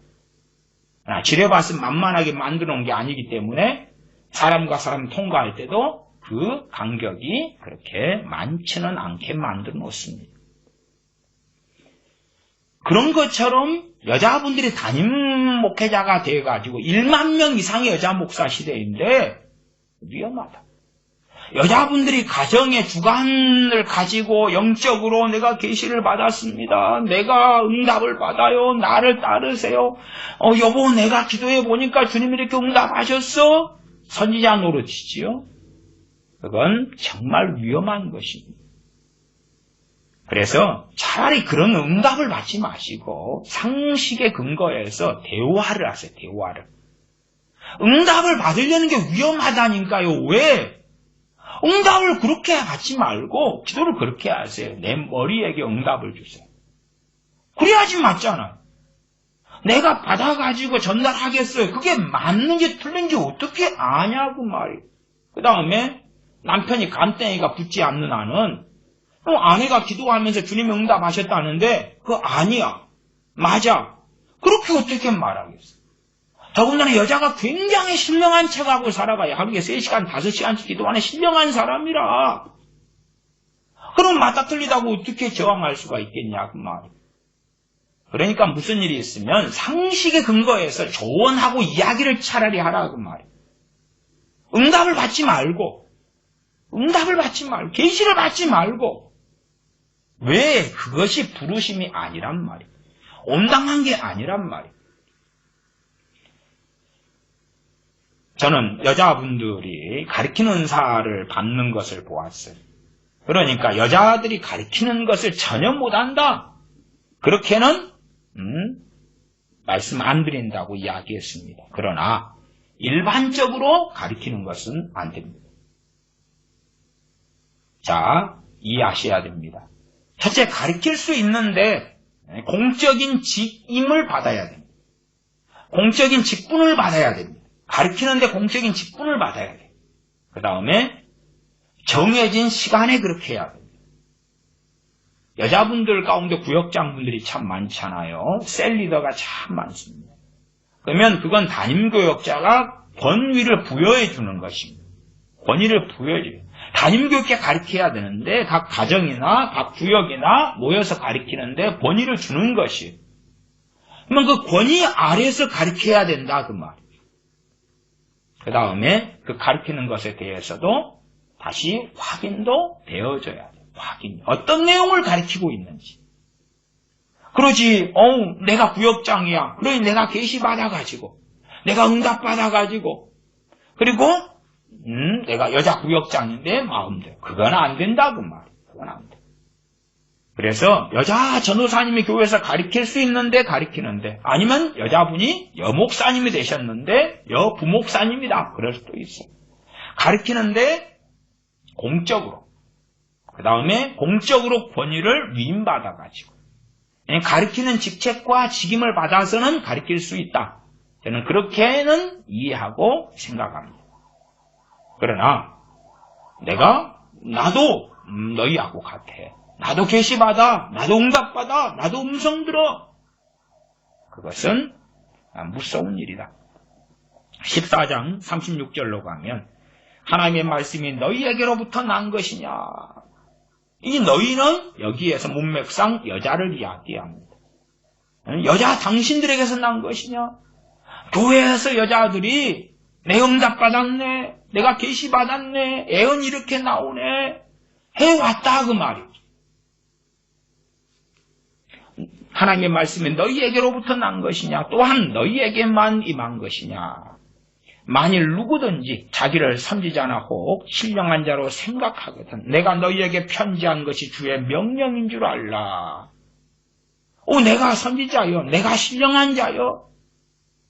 근데 사도 바울이 정말로 여성 사역이 얼마나 중요한데 인도엔가 어디 셀바라지 같은 사람은 막 계시를 받았다 그러잖아요. 여성 사역을 통하여 마지막 때 대복이 일어날 것이다 등등등 설교합디다. 근데 어리석은 것이 어리석은 것. 여성 사역이 아니라 남자 여자가 함께 부흥이 일어난다고 서로 가정할지라도 교회됨 속에서 일어나는 거지 여자 때문에 남자 때문에는 아니에요. 성경을 이해하지 못하니까 이상한 계시를 받아서 이상한 가르침을 하는 거죠. 그럼 여자들이 이제 더 미쳐가지고 막 계시를 받지요. 왜? 이제 여성 사역의 시대거든. 이제 마지막 때 놀라운 기름 부음은 여자들에게 골방에서 막 부어지는 거거든. 여자들 중보기도를 통하여 전 세계를 변화시키는 거거든. 여자들이 또 미쳐가는 거죠.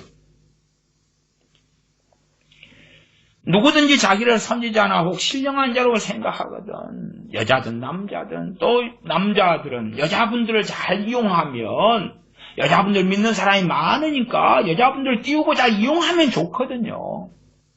그래서 권한의 울타리를 정해주지 않아요. 태도를 정해주지 않아요. 또한 다스리지 않아요. 내가 남자 담임 목회자다. 그러면 여자 전도사님들이나 여자 부목사님이 있다고 치면 여자 부목사님이나 아니 여자 구역장분들이나 다스리지를 않아. 다스리지를 않아.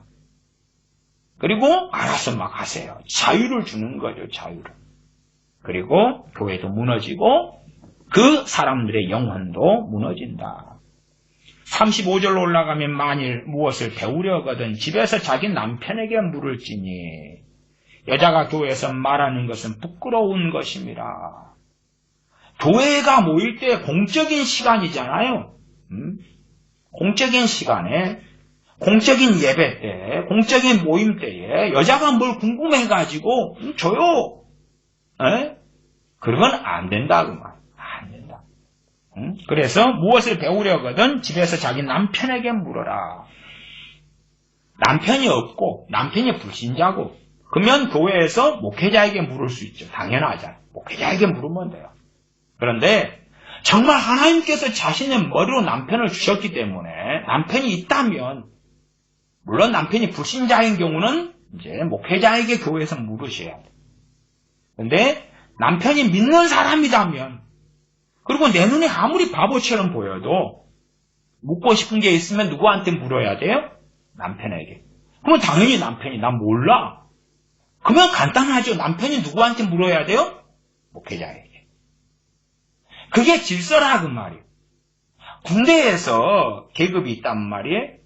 그 계급이라는 것은 그 조선시대의 양반, 상민, 평민의 계급하고는 다르죠. 카스트 제도 같은 인도의 것하고는 달라요. 군대 계급은.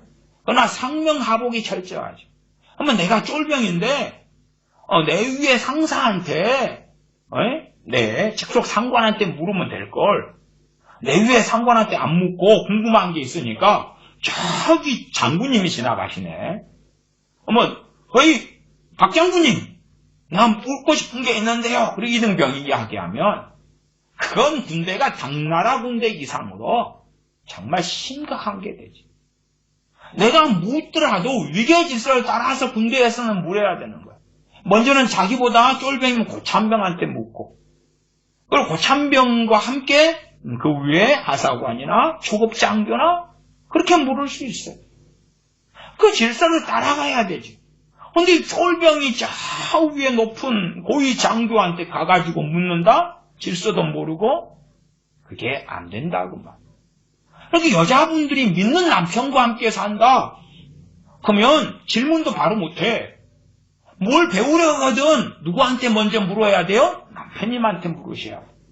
아니 이게 성경이 어렵습니까? 실천이 어렵지. 실천이 어렵지. 자존심 상하니까. 존심 상하거든. 네 신앙 없어. 네 기도 생활도 안 하고 다스림 받기 싫은데 내가 네보다 영적으로 우월해. 그러고 싶은데 꼭 그 안에서 서로 하나가 되어서 함께 다리 묶어가지고 달리는 경주인데 둘이 쌈박질하고 있어. 그럼 달리기는 못하지. 남편 아내가 다리를 묶었는데 밀쳐버리니까 같이 자빠지고 질질 끌고 가려는데 달리기가 안 되지. 경주가 안 되는 거예요. 남편이 아무리 덜 떨어져도 그가 크리스찬이다 그러면 내가 궁금한 게 있으면 누구한테 물어야 돼요? 남편님한테 물으셔야지. 당연히 남편님이 모르시면 이제 그분이 목사님한테. 목사님, 장로님, 이것이 궁금한데요? 그러면 이제 딱 가르쳐주면 단단히 배워야지. 배워가지고 마누라님 이렇게 한다는데요. 이 뜻은 이 본문에 대해서는 이 구절은 이때는 이렇게 하는 것이 성경적이라고 하는데요. 그렇게 와야 되는 거예요. 자유민주주의 사상에 세뇌되고 들어가고 동등의 질서를 이해를 못하고 남자의 다스림과 여자의 복종과 남자를 돕기 위하여 있는 돕는 배필인 것을 이해 못하면 그래서 생각 안 해요. 그냥 여자분 혼자 믿는 경우는 어쩔 수 없어요. 그럼에도 남자가 남편이 안 믿는 사람이라도 그게 머리됨이 있다는 거예요. 머리됨이 있어요. 진리를 벗어나지 않는 세모의 영역에서는 그가 결정권을 가졌다고요. 하나님이 그에게 주셨다고요. 그가 불신자한 남편이라도 그가 남자고 머리이기 때문에 주신 권세, 권위가 있다고 말이에요. 그걸 따라야지 하나님의 복을 여자들이 받는 거예요. 무조건 남자의 결정이 옳다는 게 아니에요. 회사 회장이 있고 부회장이 있으면 회장 마음대로 할 때 부회장이 왜 있어요? 조언을 하는 거예요. 조언을 아닙니다. 이건 좀 그렇지 않아요. 더 진지하게 의논하고 협의합시다. 아래에 있는 이사들 모으고 상무 전무 모아가지고 회장님 안건을 좀 더 깊이 다룹시다. 회사를 이렇게 그 방향으로 이끌어가면 5년 뒤에는 이렇게 바뀌는데요. 안 되는 것 같습니다. 그렇게 하는 것이 오히려 충성되고 옳은 거죠.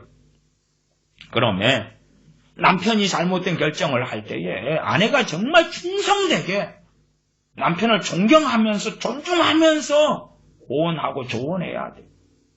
하나님 보실 때에 정당하다고 인정을 받으면서 그렇게 해야 돼요. 그때에 그 남편에게도 복을 주실 수 있고 남편이 복을 받아야 함께 있는 아내가 행복할 거지. 남편이 저주받아버리면 함께 있는 아내나 자식들은 어떻게 돼요? 같이 저주받겠지. 또한 남편이 잘못된 길을 걸어간다 할지라도 하나님 보실 때에 아내가 여자가 오르면 그 아내와 여자에게 하나님께서 복을 주실 것이고 보호가 있을 것이다. 그러나 이 질서를 이해를 안 하려고 그러는 거예요. 자유민주주의 사상이니까 니나 나나 한 표거든. 여자들의 결혼은 자기의 머리를 고르는 거예요. 머리를. 자기의 리더, 자기의 지도자를 고르는 거예요. 내가 선원이라면 선장을 고르는 거란 말이에요. 선장을. 저도 짧게라도 이 뱃사람 생활을 했습니다. 그러면 내가 어부로서 어느 배에서 내가 선원 생활을 할 것이냐. 이제 선장들이 조건을 제시해요. 조건을.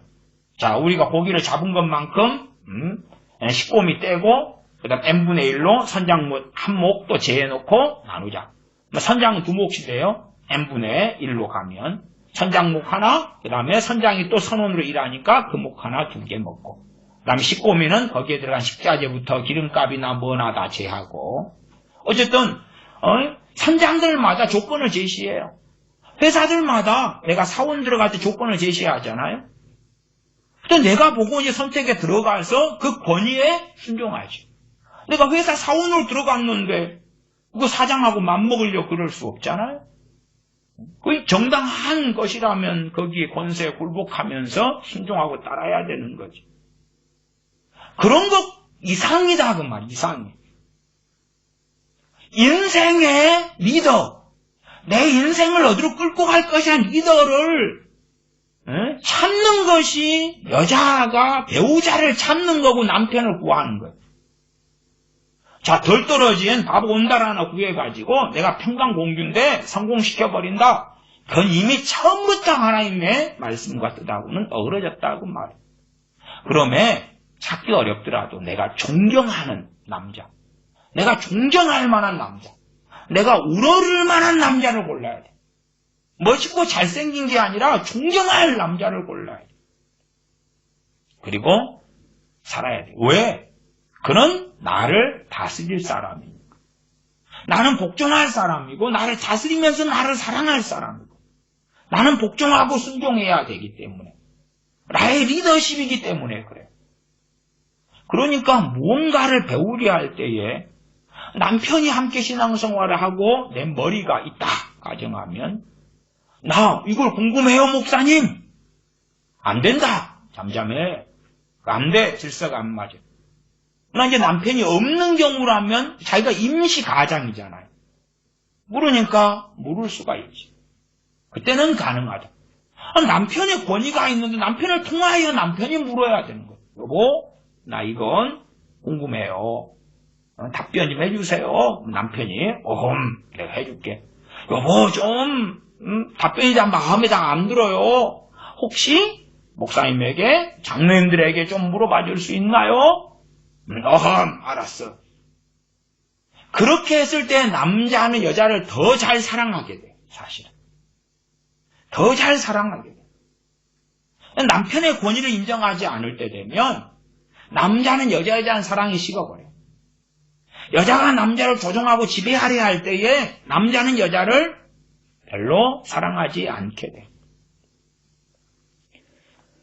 자, 다시 34절부터 봐봅니다. 모든 성도의 교회 삶과 같이 여자는 교회에서 잠잠하라. 저는 위임받고 하나님의 부르심을 받는 사람이 아니면 자기가 여자가 좋은 사람이에요. 부르심 받으면 해야 돼. 자기의 직임을 감당을 해야 돼. 그래서 부르심 받지 않은 사람, 그러니까 공적으로 위임받지 않은 경우, 말하자면 사사로이, 육적으로, 정욕적으로 뭔가를 가르치고 전파하고 말하고 주장하고 하는 것은 안 돼. 오직 교인들이 모여가지고 교제하고 식사하고 아니면 식당에서 음식할 때 되면 여자분들이 대부분 다 하시잖아요. 그러면 이 나무를 어떻게 묻혀야 될까요, 권사님? 권사님, 이 나무 이렇게 된장이가 이렇게 주물럭거려. 그것도 못한다? 말이 안 되죠. 말이 안 돼. 아니면 성가대 주의자분이 여자분이 되실 수 있어요. 그럼 위임받은 거잖아. 위임받은 거. 그래서 이 곡은 좀 더 부드러운 목소리를 합시다. 이번엔 좀 느리게 합시다. 이렇게 하면 그걸 못한다? 아니죠. 할 수 있는 거지. 공적인 직분에는 가능하고 부르심받은 직임이 가능하다. 그래서 여자들이 애언할 수 있다 그랬잖아요. 애언할 수 있어. 그것도 교회에서 모일 때에 순서를 따라서 하고 듣는 사람 분별하고. 그 말고 사사로이 자기 정욕적으로 아니면 리더십을 행사하려고 부르심 받은 걸 벗어나가지고 아니면 부르심도 안 받았는데 거기에서 가르치고 전하고 말하고 말쟁이가 돼가지고 어떤 여론을 일으키는 거 있죠? 교회 안에 파당 분당 만들고 이간질하고 그런 거 안 된다고 말이에요. 이 집 저 집 전화 돌리고 은밀하게 방문해가지고 블라블라 하는 것, 그건 정말 마귀 일이다. 그러니까 내가 구역장이 될 수 있어요. 여자가 전도사가 될 수 있어요. 아니면 여자분이 목사 한 수도 받을 수 있다. 여자 부목사님이 될 수 있다. 그러면 위임받은 그 권위 안에서 그렇고 경계선이 모호하거든 물어야 된다. 물어가지고 당회에 묻거나 담임 목회자에게 묻거나 경계선이 어떻게 이 부분은 뗍니까? 확인해서 자기가 부여받은 권위와 권한을 벗어나지 않아야 된다. 여자는 교회에서 잠잠하라. 극단적으로 무조건 잠잠해라. 그건 성경에 없어요. 그런 건 없어요. 그런 건 아니다. 이런 것은 우리가 다 알 수가 있어요. 최소한 그런 부분은 우리가 로마서 16장에 많은 여자 사역자들이 거기에 등장해요. 그 다음에 디모데 전서에는 여자 집사님들, 남자 집사님의 조건은 이렇고 여집사님의 조건은 어떻고 나오지요. 초대교회는 여자 집사님, 안수 집사님까지가 주의 종의 반열에 속했습니다. 목사님 직분도 당시에는 별로 활성화되지 않았고 당시에는 선지자, 교사, 그 다음에 집사님이랬어요. 장로님, 감독까지 갔죠. 나중에 이제 시간이 흘러가지고 목사라는 직분이 이제 일상화되고 위로 올라왔어요. 시대가 흘러가지고. 그러니까 초대교회 때는 집사님까지. 그 집사님에는 안수 집사님인데 여집사, 남집사의 조건이 있었다. 지금 상당히 많은 교당 교파들은 여자분들을 안수 집사로 세우질 않아요. 그건 성경적이기는 좀 않다. 그러니까 교회가 작은 교회는 예를 들어 안수 집사님 목회를 했어요. 그 다음에 좀 더 규모가 크면 장로님이 사역하셨고 더 크면 감독이 있었고 주로 이럴 때가 많았습니다. 한반도에서 1900년 초에 감리교회에서 최초로 목사 안수를 했어요. 감리교회에서 장로교보다 앞서서. 근데 감리교회에서는 목사님을 두 종류로 나누었어요. 두 종류로 나눠가지고 집사 목사, 그 다음에 칠이 목사인가요? 이렇게 두 개로 나눴어요. 맨 처음에는 목사 안수를 했는데 집사 목사예요. 집사 목사. 그래서 성찬이나 세례는 못 주고 나머지는 다 할 수 있었어. 그 다음에 이제 그 다음 단계가 이제 요즘에 지금 목사님들하고 똑같은 그런 과정이었죠. 그러니까 집사 목사, 한국 교회사적으로 그런 걸 이해하셔도 좋아요. 그런 것처럼 집사님으로서는 교역자로 일을 많이 했어요. 뭐 수십 년 전만 해도 장로님 전에 조사라는 직분도 있고 그랬습니다. 또한 장로님들도 거의 주회종 목회자가 적었기 때문에 지금의 목회자 같은 일을 거의 다 담당을 했었어요. 70년대, 60년대 훨씬 더 그러했습니다. 그래서 지금의 장로님들보다는 당시 장로님들은 권력과 권한이 훨씬 셌어요. 그래서 유감스럽게 한 60년, 70년대 장로님들이 목사님을 많이 쫓아냈어요. 왜? 권한이 굉장히 셌거든요. 그래서 많이 충돌하고 파당도, 당파도 많이 일어나기도 했었습니다. 모든 성도의 교회 삶과 같이 여자는 교회에서 잠잠해라. 기본적인 말씀입니다. 특별히 부르심 받지 않고 사명 받지 않고 직임 직분이 없이 사사로이 그냥 뭐 반찬 만들 때 이야기 안녕하세요. 요즘에 이번에 아이가 교통사고 나서 입원했다는데 어떠세요? 그런 걸 하지 말라는 이야기는 절대 아니죠. 그러면은 상식이 없죠. 성도의 교제가 뭔지를 모르죠. 그거 말고 가르치는 것, 주관하는 것에서 그 부르심이 아니면, 그 위임받지 않으면, 그러면 잠잠해라. 더군다나 공적인 자리에서 말할 때는 리더십이 있기 때문에 그나마 안전한데, 사적인 자리에서는 더 위험하고, 거기에 더 위험한 것은 내가 계시 받았네, 음성 받았네, 집사님 가정을 위해 기도해 봤더니 이런 감동이 왔어요, 이런 계시가 왔어요. 그러면은 이단 사입에 준하는 사람이다. 이단 사입에 준하는 사람이다. 는 것은 기억해야 돼. 심지어 남편에게 여보 내가 기도했는데 이런 일을 이렇게 하라고 주님 말씀하셨어요. 그래도 내 아내가 사입에 준한 사람이 됐구나. 그걸 아셔야 돼. 여보 내가 기도했는데 이러이러한 마음이 왔는데 여보 분별 좀 해주세요. 그렇게 한다면 이제 미친 아내는 아니죠. 미친 아내는 아니에요. 왜? 기도했다가 각자마다 응답을 받을 수 있잖아요? 그래서 남편한테 여보, 심지어 남편이 안 믿는 사람이라도 가정사일에 대해서는 여보 내가 하나님께 내 가슴 위에 하나님께 기도하는데 이런 일에 대하 이번 일에 대하 이렇게 했으면 한다 하는 감동이 왔는데 당신이 하나님께로부터 온 감동인지 아닌지 한번 생각을 해주세요. 안 믿는 남편에게도 그렇게 말할 수 있는 거예요. 그게 정말 정당하다. 나아가 이제 가정사일에 있어서 최종 결정권을 남편이 가지지 목사님이 가지는 게 아니에요. 그러니까 목사님한테 그걸 가지고 가정사에 대해서 확인을 받는다는 것은 이미 권위를 어그러뜨렸다는 거. 내 가정이 어떻게 걸어갈 것은 남편이 결정하는 거. 물론 돕는 배필로 상의하고 의논해야 되지. 그러나 이제 남편이 없는 나다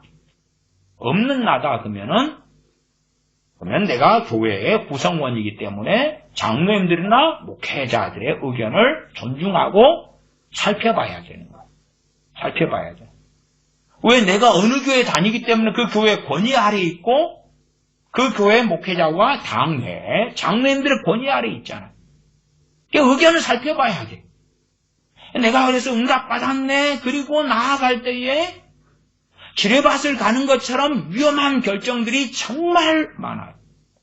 그래서 가장이 없이 남편이 없이 돌아가셨거나 이혼했거나 그리고 이제 혼자 내리는 결정에서는 다른 때의 결정보다 삶에 있어서의 변동이 클 때는 정말 심사숙고하고 조심하고 살피고 상의하고 의논하고 유감스럽게 그런 일들을 꽤 해야 될 수 있다는 걸 아셔야 돼요.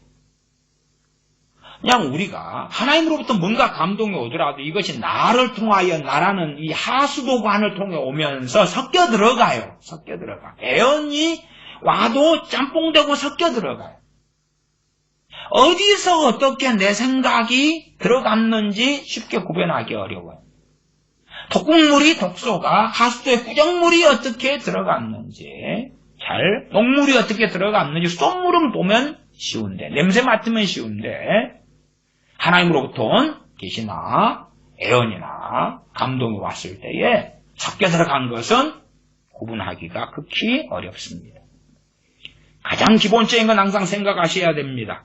모든 성도의 교회 삶과 같이 여자는 교회에서 잠잠하라. 말하려면 누구에게 말해서? 남편에게 말해서 남편이 의사표현을 가장으로서 할 수 있게 돼야 되지요. 저희의 말하는 것을 허락함이 없나 율법에 이른 것 같이 오직 복종할 것이요. 이 현 시대는 받아들이기 어렵지요. 누구에게 복종해요? 목사님에게? 아니요. 당신 남편에게. 남편에게요.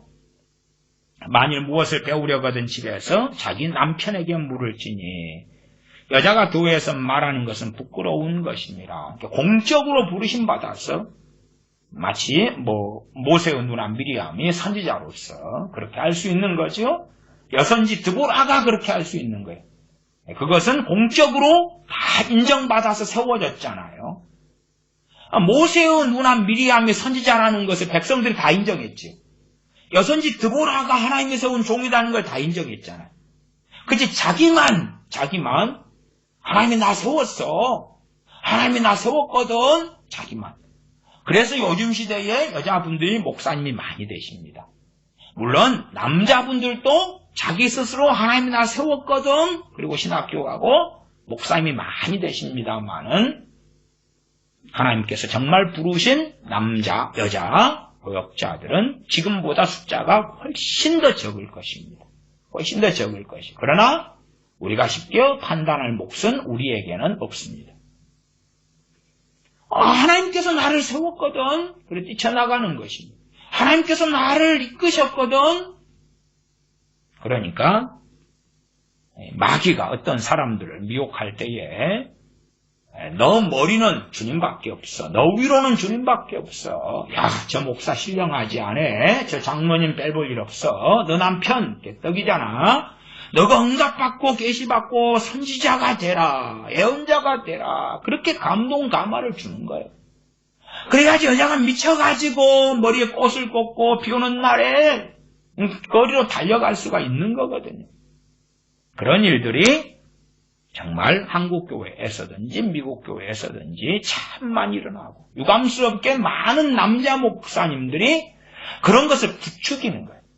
왜? 추종자를 많이 모아야 되니까. 열심히 있는 사람들은 남자분들보다 여자분들이 훨씬 더 열심히 있는 사람이 많거든. 추종자를 모아야 되고 나를 따르라 해야 되니까 인정해줄게. 인정해줘. 당신도 선지자야. 당신도 사도야. 당신도 애언자야. 당신도 기름 부음 받았어. 오, 놀라운 임재를 가지고 계시군요. 주님께서 당신과 날마다 만나주신다고 말씀하시네요. 막 붕붕 띄우는 거예요. 대부흥의 때에 당신을 통하여 놀랍게 하나님 일하시는데 지금은 여성 사역의 때입니다. 띄우는 거예요. 여자들이 헐떡헐떡하죠. 좋아서. 그리고 목사가 되고. 여자들도 성공의 욕망과 열망이 있습니다. 여자들도 집에서 밥순이로 살다가 인생을 마감하고 싶지는 않지요. 애들 뒷바라지, 남편 뒷바라지만 하다가 끝나고 싶지는 않은 거예요. 왜? 이 현 시대에는 이제 그 욕망을 훨씬 더 부추기거든요. 36절 하나님의 말씀이 너희에게로부터 난 것이냐 또한 너희에게만 임한 것이냐. 다 교회가 모일 때에 애언하고 방언하고 통역하고 그러다 보니까 야 나도 다음에는 내가 가서 내가 애언해야지. 내가 계시를 전해야지. 고린도교회 그것 자체를 성경이 반대하거나 사도 바울을 통해서 하나님께서 반대하시는 게 아니지요. 26절에 우리가 읽었었죠. 그런지 형제들아 어찌할꼬 너희가 모일 때에 각각 찬송시도 있으며 가리키는 말씀도 있으며 계시도 있으며 방언도 있으며 통역함도 있나니 모든 것을 덕을 세우기 위하여 하라. 나도 저 자리에 서서 들으라 고린도 교인들이여 만군의 여호와가 이른다. 나도 좀 애언 좀 하고 싶은데 야 전에 사람 애언하고 저 여집사도 지난번에 애언하고 했는데 나도 좀 해야지.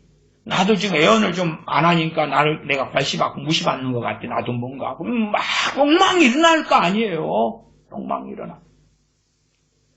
그래서 하나님 말씀이 내게 임했다. 하나님의 말씀이 너희에게로부터 난 것이냐, 또한 너희에게만 임한 것이냐. 37절, 만일 누구든지 자기를 선지자나 혹 신령한 자로 생각하거든 내가 너희에게 편지한 것이 주의 명령인 줄 알라. 이 명령이다. 여자는 교회에서 잠잠해라. 잠잠해라.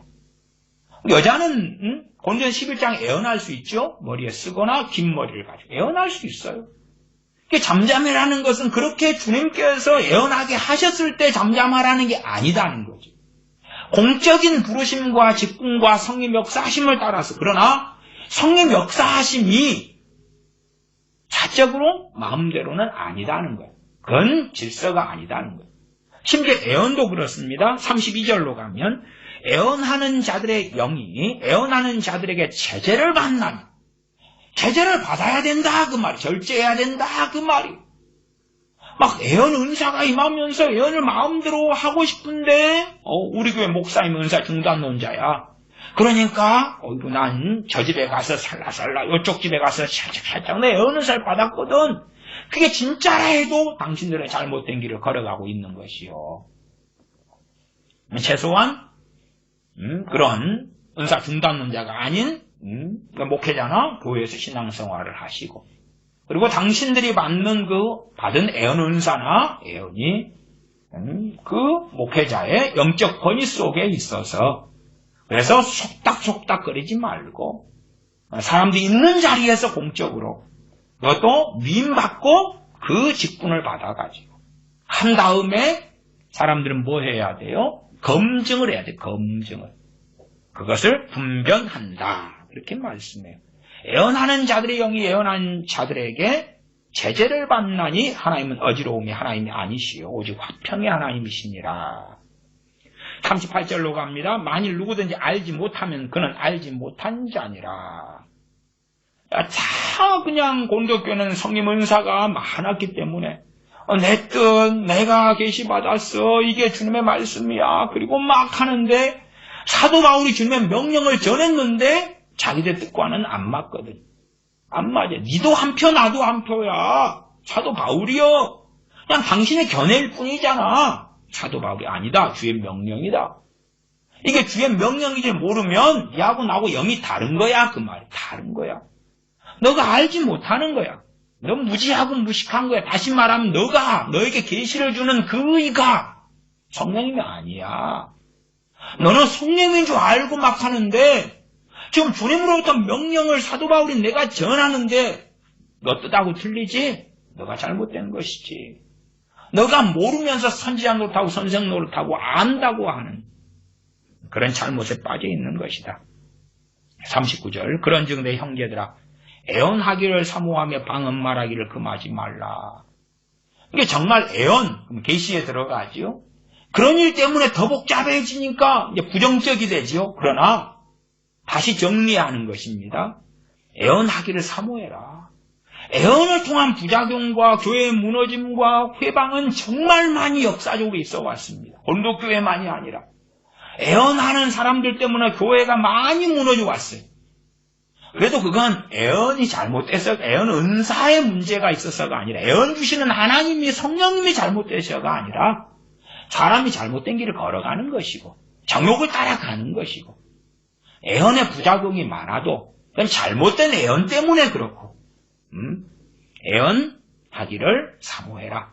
방언 말하기를 금하지 말라. 방언하는 사람들 때문에, 방언하는 사람들과 하지 않는 사람들 때문에, 은사 중단론으로서 방언을 공격하는 사람들 때문에, 여러 이유 때문에, 방언하는 사람들 가운데 비인격적이고 몰상식하고 그런 사람들 때문에, 방언한다고 다 성령 충만해요? 말도 안 돼. 방언한다고 다 인격적이에요? 말도 안 돼. 방언하는데 거짓말하고 사기치고 도둑놈들 엄청 많아요. 그렇기 때문에 방언을 금한다? 아니다. 방언파, 비방언파 때문에 교회가 분열되니까 방언을 하지 말아야 된다. 과거에 그런 선교단체가 있었습니다. 한국대학생 선교회라고 CCC가. 전에 방언 문제 때문에 어느 지부가 갈라지고 무너진 적도 있고 그래요. 그래 방언 금지, 은사 금지 이렇게 전에 80몇 년에 했었지요. 그건 어리석은 일이죠. 내 형제들아 애언하기를 사모하며 방언 말하기를 금하지 말라. 모든 것을 적당하게 하고 질서대로 하라. 적당하게 하고. 야, 이 음식을 만드는데 소금을 얼만큼 넣죠? 적당량. 설탕을 얼만큼 넣죠? 적당량. 적당량. 모든 것을 적당하게 하고 질서대로 하라. 막 애언이 많으니까 집에 돌아가지 마시오. 3시간, 5시간 막 애언을 할라요. 안 된다 그 말이죠. 그러면 여자분들이 받는 여자는 교회에서 잠잠해라.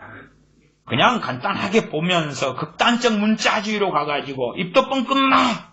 말이 안 되고. 그래서 성경이 어렵다고 제가 서두에 말씀드린 거예요. 진지하게 살펴보라 그 말. 살펴봐라. 그 11장에는 머리에 쓰고 애언하고 기도하라 그랬잖아요. 그 기도가 공적인 기도, 공적인 애언을 전제로 이야기하는 거예요. 그러니까 성경을 통해서 여자는 교회에서 잠잠하라 하는 것, 여자는 다스림을 받는다, 남편이 머리다 하는 것을 여자의 부르심에 대하여 진지하게 고민하고 어떻게 이 말씀에 순종할 것인가. 세상의 풍조를 따라가는 것이 아니라 말씀에 따라서 살고, 내가 남편을 두고 사는 사람이라면 남편의 그 권위 앞에서 그를 존경하고, 아무리 그가 바보처럼 살아가도 그를 존중하고 존경하고 그가 선장님이시거든요. 당신이 선장님 선택하셨잖아요. 선상 반란 일으켜가지고 선장님을 줄로 묶어가지고 제 바닷속에 시멘트 부어가지고 넣으시든지 그건 알아서 하시는데, 정말 한 배를 타고 선장님을 존중해서, 그래서 잘 의논하고 겸비하게 하고 존중하고, 그렇게 할 때 여자들은 하나님 앞에서 상급을 결단코 잊지 않을 것이라. 하나님 관계가 미혹되어서 어그러진 일은 적고 적을 것이라 말씀드립니다. 기도하겠습니다. 아버지 하나님, 남자와 여자의 부르심과 사명, 또한 교회 안의 각 지체됨의 사명과 부르심이 다를 때에 우리가 서로 상호 연락하고 협력하고 사랑하고 덕을 세움으로 가정을 세우고 교회를 세우고 부르신 사명에 따라서 행함으로 하나님을 기쁘시게 하는 하나님의 자녀들이 되게 하여 주시옵소서. 하나님 말씀에 있어서 어려울 때에 어려운 말씀들을 우리가 쉽고 간략하게 생각해서 어리석은 성경 해석과 이해로 잘못된 길에 걸어가지 아니하고, 나아가 성경이 어렵기 때문에 덮어버리고 살피지 않으려 하고, 심지어 내 마음에 들지 않는 하나님의 말씀을 발견해서, 그래서 하나님 말씀 무시하는, 멸시해버리는 죄악 가운데 들지 않게 하여 주시옵소서. 우리 주 예수님의 이름으로 기도하옵나이다. 아멘. 축도하겠습니다. 이제는 우리 주 예수 그리스도의 은혜와 아버지 하나님의 크신 사랑하심과 성령님의 교제 교통하심이 하나님의 자녀들에게 영원토록 함께 계실지어다. 아멘.